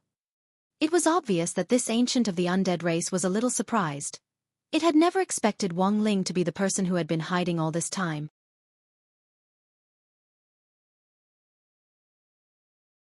Chapter 1814. The undead were said to be immortal, but that wasn't the case. They were born with long lifespans, and could live for a very long time without the need to cultivate. Wang Ling had taken Lotus Sun to the immortal star before, which was in fact a fragment of the immortal star where the undead lived. Wang Ling knew very little about the undead, and only heard that they had died back then because of a disaster caused by their longevity. In order to live longer, the outer gods had forcibly captured these snow-white skeletons as food in an attempt to break down the undead's natural genes and increase their lifespan in the world. Thus, in theory, the undead had been eaten up. Wang Ling looked at the snow-white skeleton in front of him in a black cloak, a red light flowing in his king's eye. This was an undead that had already matured, and was much more powerful than the average ancient one. In the eyes of many ancient ones, it was simply unbelievably strong. But most of the undead didn't live to this age at all, and were dissolved in the stomachs of other races. Sometimes, a long maturation period could be very troublesome, because as they grew up, they could be targeted by villains at any time and become their food. "I've never seen an earthling like you." Perhaps it hadn't expected Wang Ling to be the hidden ancient one that the Holy King behind it had been looking for all this time. But after staring at Wang Ling for a long time, the snow-white skeleton spoke unhurriedly. In fact, it had been using its own method to repeatedly investigate Wang Ling's true identity. In the end, when it discovered that the youngster in front of it really was just a standard earthling, the astonishment that hadn't stirred up the slightest ripple for thousands of years suddenly shook the calm lake in its heart. Not only was he an earthling, he was also a terrifying one. In addition to being born with extremely long lifespans, the undead also had a pair of deeply sunken eye sockets. Even without the use of eye techniques, these eye sockets, which seemed to contain the eternal stars, still had the terrifying ability to see through everything. If a regular cultivator looked at it for a long time, they would definitely be stuck in the eye world of its eye sockets and be unable to extricate themselves. It would feel as if their souls had taken off and been drawn into the universe. When that time came, it would be time for the undead to reap their harvest. But at that moment, Wang Ling was standing in front of him, staring at him with those red eyes that he couldn't see through. The youth's eyes looked ordinary at first glance and there was nothing strange about them. However, after the skeleton prince of the undead clan observed them for a while, he suddenly felt his body lighten. Soon after, the surrounding space was no longer in the secret room, but had been swept into a vast sea of stars. "I'm suffering from a backlash." The skeleton prince had never seen such a situation before. He, a king of the undead race, had actually lost to an earthling. Instead, it was his soul that had entered someone else's I-Power world. What was even more frightening was that this youth's I-Force world was boundlessly vast. His I-Force world was at most the size of a solar system, but this youth's I-Force world was a universe of its own, boundlessly vast. How could an earthling be so strong? The undead skeleton prince could not understand. He seriously suspected that he had been cheated. That was not what the Lord under the Holy King Highness had told him when he found him. He only said that it was very likely that there was a hidden Ancient One in number 60 High's team, and that Wang Ling needed to find out. But given the current situation, how was this a test? He was about to lose his life. This was his first instinct as the undead prince, and he immediately sensed that Wang Ling was a very dangerous existence. But as a prince of the undead, he still had that last bit of stubborn dignity. Even though he knew that he couldn't beat Wang Ling, he still had to fight back. As Li Xian and Zhang Zidi had said before, there had been a lot of forces and races in the universe in the immemorial age, but most of them had actually looked down on the Ancient One. Over time, a chain of contempt had formed. Like the undead, they had been despised by the old ones, and had even been reduced to food for the outer gods. In the immemorial age, they had carried out the "Undead Are Precious" movement every day, shouting slogans to protest against discrimination and suppression. In the end, they had turned around and inflicted the old one's rudeness on the rest of the races. It was said that time was a cycle. Wang Ling felt that this was very reasonable. This was because this phenomenon still existed in the modern cultivation world. Earthling, don't come over. I may have entered your I-Force world, but I'm not afraid of you. If I self-destruct here, you'll be blinded in at least one eye. The skeleton prince threatened Wang Ling as he tried to negotiate with him. At the same time, Wang Ling could sense the restlessness of the other party's unyielding heart beneath the black cloak. It was an azure flame that symbolized the heart of the undead, and this skeleton prince's heart was extremely resplendent. He secretly channeled spirit energy as he watched Wang Ling vigilantly. A few seconds later, a prayer bead strung together from several small skulls suddenly flew out from under his black cloak. In an instant, the godly might of the skull prayer bead erupted, and spirit energy surged as it swallowed up all the starlight in the sky. Like a gluttonous snake that had suddenly invaded this world, the powerful spirit power sucked countless stars into its body. Boom! The moment the skull prayer bead erupted, it produced an extremely terrifying power of disillusionment and opened up an immortal small world, which was like a small island isolated from the rest of the world in Wang Ling's I-Force world. Wang Ling nodded to himself. To be able to open up another world in his I-Force world to resist external pressure was already very impressive. This world had been created by the skeleton prince using the prayer beads in his hand. In the current environment, it was like a submarine entrenched in the depths of the ocean, and was at risk of being crushed by the water pressure at any moment. Wang Ling didn't use any force, and just waited to see when the skeleton prince's isolated island would collapse. After a silent count of about 8 seconds. Sure enough, there was another loud boom. The newly formed island collapsed in a very short period of time. Wang Ling didn't wait any longer. A beam of light wrapped around his fingers, and with a light squeeze, the entire island collapsed in front of his eyes. At the same time, he lightly crooked his index finger, and the skeleton prince's prayer beads betrayed him in public as they directly flew into Wang Ling's palm. Give it back. At that moment, the skeleton prince was furious. Although this prayer bead wasn't the most powerful magic treasure he had, it was of great significance. Because each string of skulls on the prayer beads was formed from the skulls of each of his blood relatives, and was a very powerful magic treasure. It was just that he never expected that this prayer bead, which had been created with his blood relatives as the foundation, would actually be unable to resist the temptation of Wang Ling's outstretched finger, and directly fall into his hand. He couldn't help but spit out blood at the feeling of being betrayed.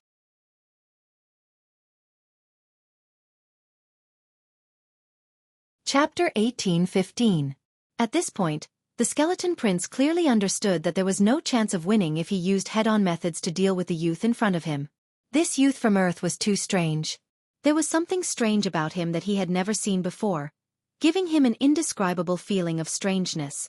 He did not know what he ate to grow up to be so powerful. He thought of a very strange primordial one, who was also a miraculous genius who once had the power to control the universe.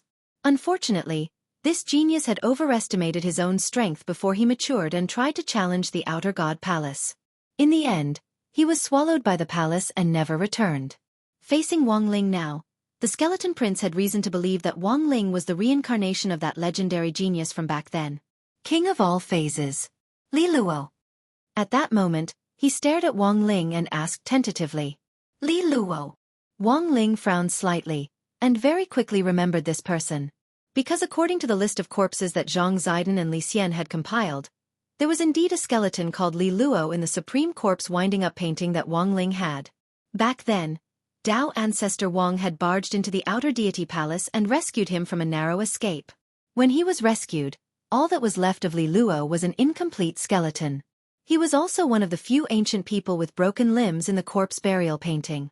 Wang Ling didn't know why the skeleton prince would equate this ancient being, who had once been called the king of 10,000 forms, with himself, but looking at the other party's misunderstood expression, it wasn't hard to guess that this snow-white skeleton in front of him had some kind of misunderstanding. I know that I won't be able to defeat you head-on. However, I still have other ways to deal with you, said the skeleton prince. With the last bit of his strength, he condensed a large amount of spiritual energy, causing the void around him to distort. At this moment, the pure white fingerbone was dismantled with a crack, and then suddenly shot forward with a swoosh. This was a human bullet created from his fingerbone. Its speed was extremely fast and spirit light surged. It swept up a huge spirit pattern wave in the air and rushed into the clouds. Wang Ling didn't move, because he could tell that this human bullet wasn't aimed at him. The skeleton prince's target wasn't him, but I know it's very despicable to use such methods in a duel. But now, as long as he could win, there was no harm in being a little despicable. If you want to ensure the safety of the girl beside you, I advise you not to resist. The skeleton prince spoke coldly, but the fingerbone he shot out was aimed at Lotus Sunday. At this time, Lotus Sun was in a motionless state due to the effect of the time stop. In fact, the moment the skeleton prince had appeared, he had already secretly set up a spatial passage in the narrow secret room that was aimed directly at Lotus Sunday. Even if he was pulled into another space later, he could use this space passage to directly use Lotus Sun as a hostage to blackmail Wang Ling. This idea was perfect in the skeleton prince's eyes. But the truth was that the skeleton prince didn't expect that the moment he set up the space passage, Wang Ling had already thought of a way to protect Lotus Sunday. Hence, he didn't listen to the skeleton prince's orders at all as he walked toward the skeleton prince step by step. Don't come over. Don't touch me. The skeleton prince shouted, but when he saw that the youngster still had no intention of stopping, he panicked on the spot and looked at Wang Ling in disbelief. You really don't care if this girl lives or dies. Forget it. I'll just kill this woman first. Even if I die, I'll drag her down with me. At that moment, with a thought, the fingerbone he had shot out earlier suddenly pierced through the space passage and stabbed forward. However, this incomparably sharp shackle, which was beyond the understanding of earth cultivators, was blocked by a glowing red shield of light that matched the color of Wang Ling's eyes. The skeleton prince controlled the fingerbone from a distance. He first exerted force, but in the end, he wasn't able to penetrate the shield that Wang Ling had put on Lotus Sunday. Seeing that Wang Ling was still slowly approaching him, the skeleton prince panicked on the spot. If you have the guts, stand still and let this king break your shield first. I don't believe that I can't even break your shield. It's no use. Wang Ling thought in his heart. He sighed softly and stopped to watch the skeleton prince's performance for the time being. At the same time, he felt that this skeleton prince was silly and adorable. He clearly knew that he wasn't Wang Ling's match, but still insisted on using this kind of threatening method to deal with him. At that moment, the expression on the skeleton prince's snow-white bones as he used all his strength to try and break the shield was hilarious. Even his bones were covered in a layer of red. This was a stab that he had mustered all his strength to stab downwards. In the end, his fingertips directly spun on the shield like a drill bit at a super high speed. This was an astonishing speed. It reached 1 trillion times in 1 second.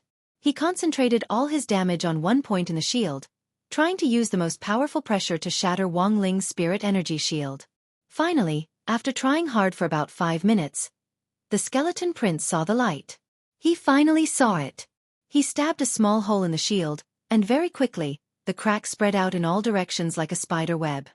It's broken. It finally broke. The skeleton prince was so excited that he cried tears of joy. His fingertips had been rubbed flat, and he had used all his strength to finally see the broken shield. But at the same time, he felt a new sense of despair. Because he realized that there was actually another shield layer behind this one. So it's a multi-layered shield. The skeleton prince scratched his head. He didn't fight Wang Ling, and instead directly fought the shield head-on, unable to extricate himself from breaking it. He looked at Wang Ling fiercely.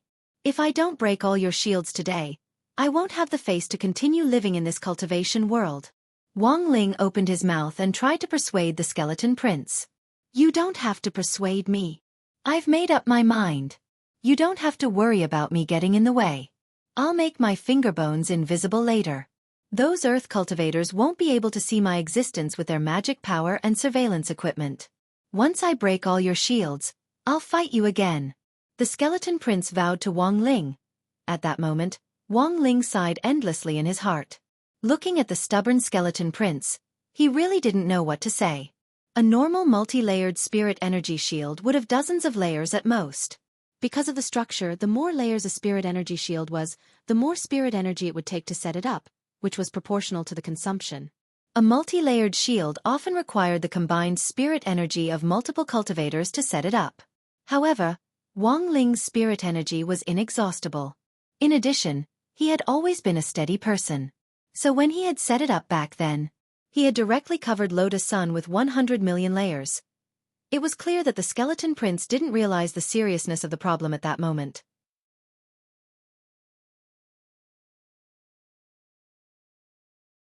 Chapter 18:16. Inside the space inside the king's eye, Wang Ling couldn't bear to lay a hand on skeleton prince for a moment as he watched him bury his head in the shield and work hard. Although he didn't have any flesh on his face and it was hard to tell what his expression was. His posture was truly one of single-mindedness, as serious as when Wang Ling was reviewing his homework. This seriousness wasn't fake, and Wang Ling could tell that this skeleton prince really intended to break through his 100 million shields. However, piercing through the shield was easier said than done. Wang Ling's style of doing things had always been steady. When he had set up the first layer of the shield, he had even cast a refresh spell. In other words, even if the skeleton prince managed to break through to the last level, if he didn't have a way to dispel his respawn incantation and chose to break through directly, he wouldn't be able to do so. Then, the shields that he had destroyed earlier. It will be refreshed. He could not bear to disturb the idiotic prince who was focused on breaking the shield, so he retreated from the king's eye and allowed the skeleton prince to continue his grand ambition. On the other side, the skeleton prince heaved a sigh of relief after seeing Wang Ling leave. In fact, the moment Wang Ling had taken his rosary beads, he had already clearly sensed the gap between their battle strength. Clashing head-on with Wang Ling at this time was tantamount to death. He was the last descendant of the undead clan, so he had to ensure his own survival first. Furthermore, as the last descendant, he was a member of the royal family. Therefore, it was impossible for him to surrender. Today's trending topic on the internet would never appear on him. Therefore, as a descendant of the undead tribe's royal family, the skeleton prince's final stubbornness was to use his shield to divert attention.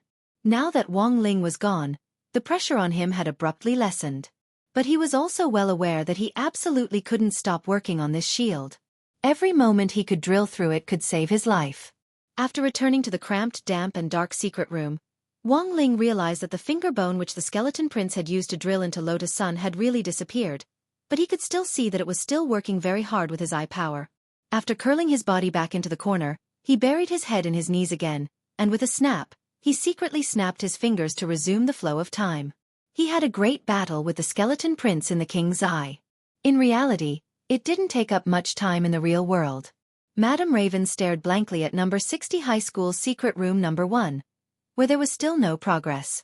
She clearly pressed the button just now. Why was there no movement at all? This button is fake? At this moment, Madame Lavin secretly gritted her teeth. When the senior handed the button to her, he clearly said that there were only 3 chances to test the button. Moreover, every time he pressed the button, he would summon a powerful primordial one to assist him. But she had clearly pressed it just now, so why wasn't there any reaction at all? Puzzled, Raven pressed the button a second time in the secret room where Lotus Sun and Wang Ling were. After sensing that the second Ancient One was about to arrive, Wang Ling heard the familiar snap of his fingers again. The second Immemorial One was a lion-headed half-beastman.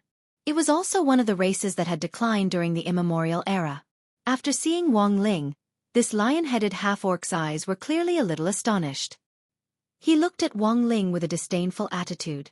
Although our bloodline has already declined, I can still recreate the glory of the immemorial Lion Emperor in front of you. The immemorial Lion clan paid particular attention to the power of bloodlines, so the moment this lion-headed man appeared, he sensed the aura of Wang Ling's earthling bloodline. Ordinary, mediocre, plain, low level. These words instantly flashed through the lion-headed man's mind. But at the same time, he couldn't figure out why an earthling youngster could stand firm under his spiritual pressure and fight him head-on. Also, before this, there should have been other immemorial ones here, right? He remembered that the undead skeleton prince had clearly been summoned away. But why hadn't there been any aura left at the scene? Looking at the lion-headed man in front of him, Wang Ling sighed silently. Without saying anything else, he directly used the space of the king's eye to invite the lion-headed man in. Damn it! How can this earthling have such a trick? By the time the lion-headed man realized that he had been sucked into the space of the king's eye, it was already too late. He had a look of disbelief on his face, because in the space of the king's eye, he saw the undead skeleton prince who had come in before him. What are you doing? The lion-headed man was stunned, because this skeleton prince seemed to be trying very hard to drill into something in the space of the king's eye. Ha ha ha, you're here. Brother Lion. I'm breaking the shield. You don't understand. This shield is hard to break. This king has to break it today. The skeleton prince laughed. I think you're scared. You're the descendant of the undead's royal family. He's just an earthling. Why are you so afraid? The lion-headed man snorted in an indifferent tone. Chi! In the next moment, the golden mane around his neck suddenly released a dazzling light like the sun. Each strand of the golden mane was strengthened to become a peerless sword that shot out in all directions. This was the most powerful force derived from his golden mane, and in a short period of time, it crisscrossed the universe with unstoppable sword chi.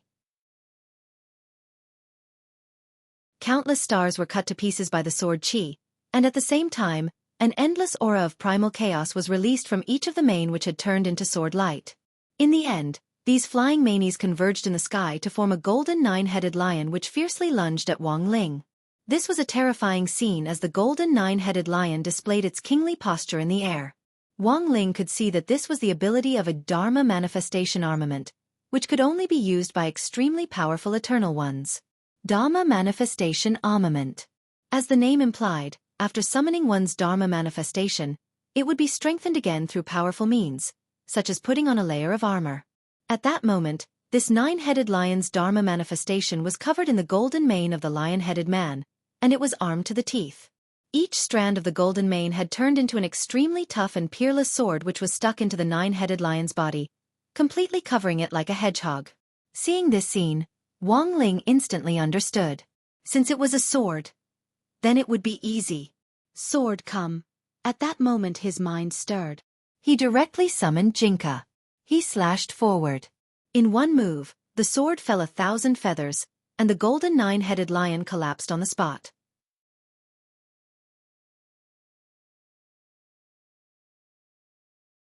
Chapter 1817. When Jinka appeared, before he could launch a major attack, the golden nine-headed lion in space was stripped bare on the spot, and all its fur scattered in the air like a celestial maiden scattering flowers. How could this be? The lion man couldn't believe it. His Dharma idol armament had already been cultivated to the highest level, and was an extremely troublesome trump card for any of the ancient ones.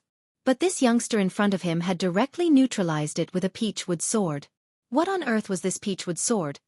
Staring at Jinka, the lion man tried to probe him with his spiritual senses, but it was blocked by an invisible barrier and then reflected back at him, directly hitting him in the face. Boom! It was a very powerful blow that shattered his nose on the spot and caused him to bleed profusely. How dare a mere earthling be so impudent? With a loud roar, he opened his mouth, and in the instant he raised his head, he multiplied. A huge lion head as heavy as a mountain spat out countless blades of light that cut through the air. This was the primordial void-rending slash, which combined spirit energy and primal chaos chi, and then blasted out the explosive energy directly from the lion man's mouth. Almost in the blink of an eye, the space in front of him was completely enveloped. With a loud roar, he opened his mouth, and in the instant he raised his head, he multiplied. A huge lion head as heavy as a mountain spat out countless blades of light that cut through the air. In a flash, the scene in front of Wang Ling was covered by countless blades of light. Like blades stabbing at Kuxuan, these golden blades of light brushed past Wang Ling's clothes at an extremely fast speed. What surprised Wang Ling slightly was that version 3.0 of number 60 High's enlightened school uniform was actually torn in several places by this kind of attack. It looked like he would have to add a new version of the enchanted spell to the uniform. Wang Ling couldn't help sighing in his heart. It could only be said that this 9-headed lion was indeed a little stronger than he had thought. Previously, number 60 High's uniform had rarely been damaged. Hence, when Wang Ling was fighting an enemy, he had never thought of adding any kind of barrier to himself. After all, he had to give the other party a chance to see hope. If he gave himself 100 million layers of shields like Lotus Suns, this kind of visible despair would probably scare anyone away in an instant. Hence, Wang Ling had only worn this ugly and tattered uniform when he fought, and in the end, number 60 High's uniform had withstood the test every time. It had been a long time since the last time his school uniform was slashed for Wang Ling. Whether the school uniform was torn or not was a way to identify the strongest among the ancient ones. In order to protect his school uniform from further damage, Wang Ling held Jinka in his hand and split it into countless sword shadows in the air to contend with the blades of light that filled the sky. It was as if two meteor showers had collided, causing huge explosions in the universe. The battle had reached its climax. The lion-headed man roared, and his eyes were cold. When he opened his mouth, a pitch-black spear covered in strange spirit patterns shot out from his mouth. Like a dragon, the long spear was thousands of feet long and aimed directly at Wang Ling. This was the lion race's Lion Emperor Overlord Spear. This was a powerful weapon that had been passed down from generation to generation since the Lion clan had established themselves. Wang Ling was a little astonished to see the Lion Man brandish it in public. When all was said and done, Wang Ling was just a 17-year-old kid who hadn't seen a lot of things. Thus, he felt like he was visiting a museum for the first time when he saw many novel things. The Lion Emperor Overlord Spear was too long. The spear was like a dragon, piercing through from afar. The radius of the spear was at least 15 feet long. Everywhere it passed, the space would collapse. It directly caused the energy in the universe to explode, turning into a boiling ocean. Such a huge and astonishing momentum made Wang Ling realize that he had to take it seriously. Is he going to use that strange peachwood sword? The undead skeleton prince also watched this scene from a distance. In his heart, he hoped that the Lion Emperor's move would work. If he could defeat Wang Ling, his side would also be able to escape this abyss of suffering, and he wouldn't have to use his broken shield as an excuse to preserve his life. So at that moment, he looked in front of him out of the corner of his eye and determined that Wang Ling was likely to use that peachwood sword. But after thinking it over, Wang Ling just turned the blade and stabbed it into his back. Then, he took a deep breath and concentrated his strength on his index finger, pouring it all into a single point. When the bright red spirit power bubbled out of the youngster's index finger, Wang Ling used Immortal Guides the Way and aimed it at the giant Lion Emperor Overlord Spear.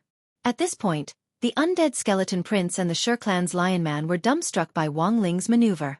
This was the Lion clan's Overlord Spear. The Lion clan's most powerful chaos weapon. A chaos weapon that had reached the 4th level of the light sequence. This youngster was actually only using his index finger to block it with pure physical strength. Was he still a normal human? Boom! The Lion Emperor Overlord Spear and Wang Ling's index finger collided, and in an instant, the sky exploded as the head of the Overlord Spear was directly destroyed by Wang Ling. The power of this index finger went straight for the yellow dragon, and fine cracks began to spread from the spearhead to the end of the spear, which was hundreds of feet long. Ah! At the same time, the Lion Man let out a blood-curdling scream. He spat out a mouthful of blood, blue veins popping out all over his body, and his face turned pale from the pain. As the Lion Emperor Overlord Spear completely collapsed, he couldn't withstand the tremendous destructive power of the backlash from this clan treasure at all. After tumbling in the void of space for a good while, he crawled up from the ground covered in blood. Although he hadn't died directly, The strength of the backlash just now had already made him realize that he was no longer able to resist Wang Ling. This Earth youngster was too terrifying. He wasn't just a mascot like the information had said at all. It was only then that the Lion Man realized what on earth had happened to this undead skeleton prince, who had been on the side breaking the shield the whole time. It turned out that he had known all along that he couldn't beat Wang Ling, which was why he had been slacking off here. At that moment, Wang Ling walked toward the Lion Man step by step with his hands in his trouser pockets, looking as relaxed as ever. His red eyes gave off an extremely strong sense of contempt, as if he didn't care about anything at all. The more the Lion Man looked at him, the more apprehensive he became. "I'm telling you, don't come over. If you have the guts, you can continue after we break the shield." He hurriedly took a few steps back and stood side by side next to the undead skeleton prince. Then, very skillfully, he pulled out his index finger and began to study how to break the shield together with the skeleton king. Wang Ling. This was already the second eternal one. Wang Ling really couldn't figure out why this group of people were so desperate to serve that holy king. What on earth had he promised these people? Now, there was only one left, right? At that moment, Wang Ling counted on his fingers. He had already used up 2 summoning opportunities on Raven's side, and he wondered what the last one would be like.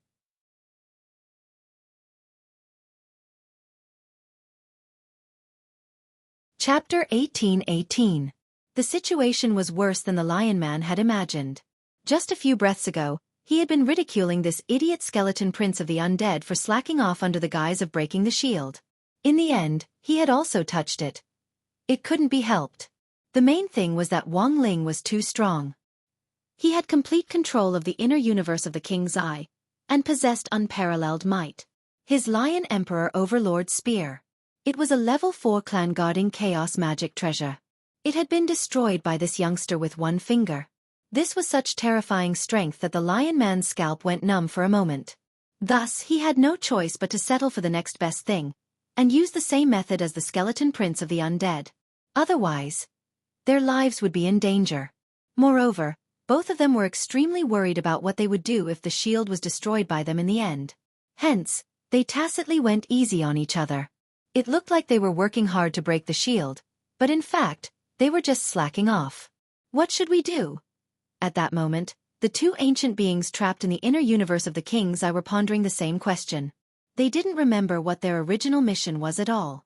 The Holy Venerate sent by the Holy King had asked them to find the expert hidden in number 60 high and bring his soul back. They were to plant a magic treasure similar to a parasitic seed in his body so that it could control his body. Before they had been sent here, both of them had been full of confidence that they were up to the task this time. After all, one of them was a prince of the undead, and the other was the current leader of the Lion clan. Although these 2 clans no longer had any other clansmen, they had both inherited the royal bloodline. With the power of this bloodline, on paper, they were much stronger than most of the ancient beings. They could instantly kill most of the skeletons in the Supreme Corpse winding up diagram. Naturally, dealing with the Blood Lotus female butcher who had defeated Householder Sea Demon wouldn't be a problem either. But while their plan was good, it was very difficult to carry it out. It was like the product departments of some companies who always came up with unrealistic ideas and fancy operations. Programmers often pulled their hair out when they carried out their tasks. Another example was the withered authors who yelled all day that they wanted to add more chapters. Before they started writing, they confidently said that they would turn the world upside down, but when it came time to write, the world made them obedient.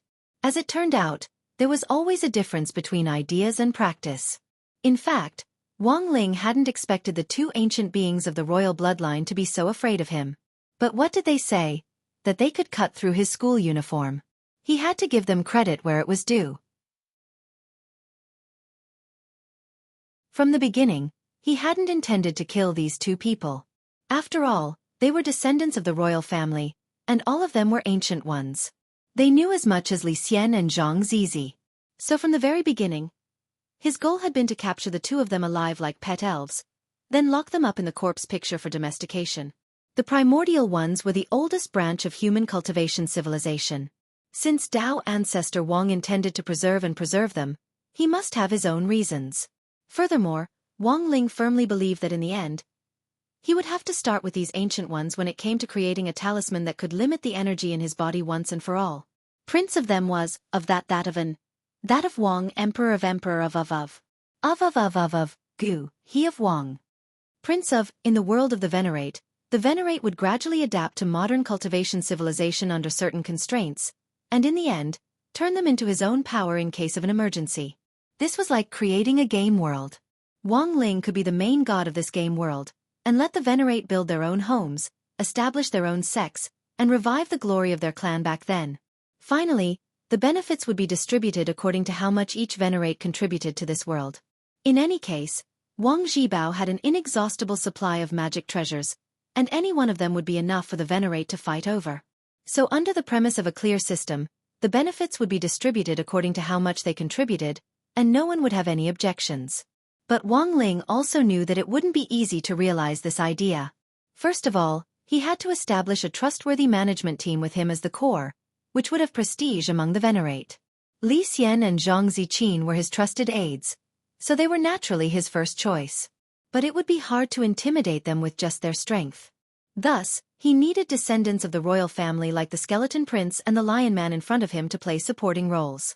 But just 2 descendants of the royal family seemed a little lacking. So, he just needed to poach all the Venerate on Holy King's side. After 2 rounds of duels, Wang Ling realized that Holy King seemed to have a hobby of collecting descendants of the royal family, and that 2 Venerate in a row were members of the royal family. Then, who would be the third person to arrive? Wang Ling was very curious. Following his previous routine, Wang Ling temporarily lifted the time-stop effect. When Madame Raven saw that Wang Ling still had his face buried in his knees on the monitor screen, she almost went crazy. Why is this person still squatting in there and acting cute? Why isn't there any reaction at all when she presses the remote control? Damn! This button isn't fake, right? Didn't they say they would send strong reinforcements? Why isn't there any reaction at all? Can anyone control this person? She only had one last chance to press the button. But her fingers couldn't help moving. In a very short period of time, she pressed the button countless times with da-da-da-da sounds. Then, the time-stop effect was activated again. Because Wang Ling could sense that a third Venerate had arrived. Just as he had thought, this Venerate really did have the royal bloodline. This was beyond Wang Ling's expectations. The third Venerate was a female Venerate. Dressed in a gorgeous glass robe, she looked like a fairy of the 9th heaven who had descended from the heavens as she appeared in front of Wang Ling with countless 7-colored petals. It's actually Meng Liuli. The undead Skeleton Prince and the Lion Man were both shocked the moment the woman appeared. They had never expected Meng Liuli, the famous dream manipulator among the Venerates, to actually serve the Holy King. Unlike the Skeleton Prince and the Lion Man, after realizing that she had been sucked into the King's Eye's internal space, this woman called Meng Liuli wasn't in a hurry to make a move. Instead, she fixed her gaze on Wang Ling and said, "You're actually willing to put so many shields on that girl outside. She must be very important to you. Whether you want to admit it or not." She looked at Wang Ling, then changed her face to look like Lotus Sunday. "Shields are ineffective against me." Meng Liuli smiled. "Right now I am her. She is me. If you hit me, all the pain and injuries will be concentrated on that girl."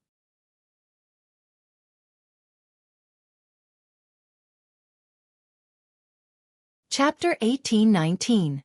An illusion spell? Wang Ling frowned slightly.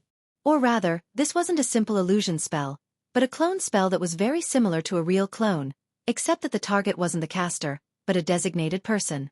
Meng Liuli knew that Wang Ling wouldn't be easy to deal with, so she had extracted some of Lotus Sun's spirit energy, and then used a super strong imitation ability to quickly assimilate the spirit energy surging through her body with Lotus Sun's spirit energy to form a shell around her body.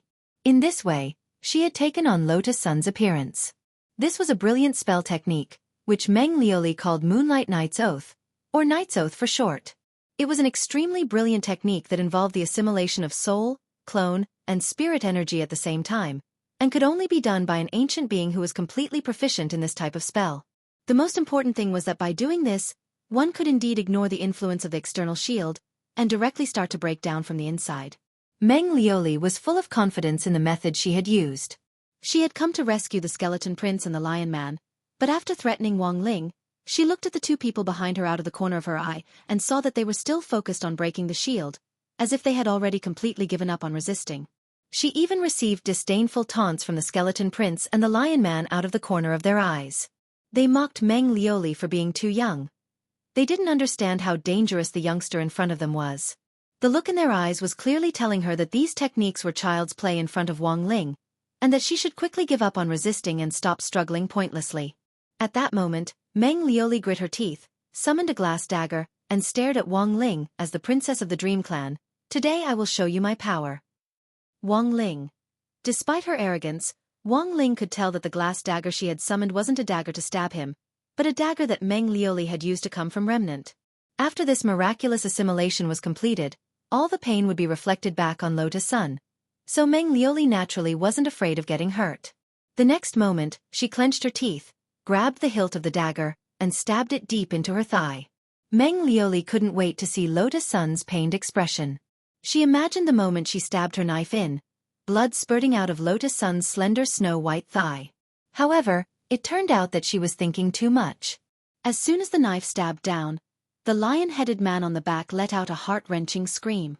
A clear cut appeared on the lion-headed man's leg where the shield had been broken. A glazed light seeped through the wound and went straight through the meridians, continuously destroying the insides of the lion-headed man. Ah! You're such a self-righteous person. The lion man roared with a pained expression, and the profanities he cursed turned into asterisks as if he was sending a telegram. Only now did Meng Lioli realize that Lotus Sun, who had signed the Moonlight Knight's oath with her, had turned into a lion's head. Had it been transferred? Meng Lioli immediately realized that the injury had been transferred. After she and Lotus Sun had signed the assimilation contract, an external force had helped Lotus Sun and the lion-headed man carry out a second assimilation contract, which was why it was actually the lion-headed man who had been injured when Meng Lioli stabbed him. And the only person present who could do this was the youngster in front of her. Meng Lioli was shocked. The spell she had been studying for so long had actually been directly learned by the other party in just a few short moments, and it seemed that he was even more proficient than she was. After he had seen through the Moonlight Knight's oath, Meng Lioli realized that there was no point in continuing to use this move. No wonder the two kings of the Ancient Ones had looked at her like that.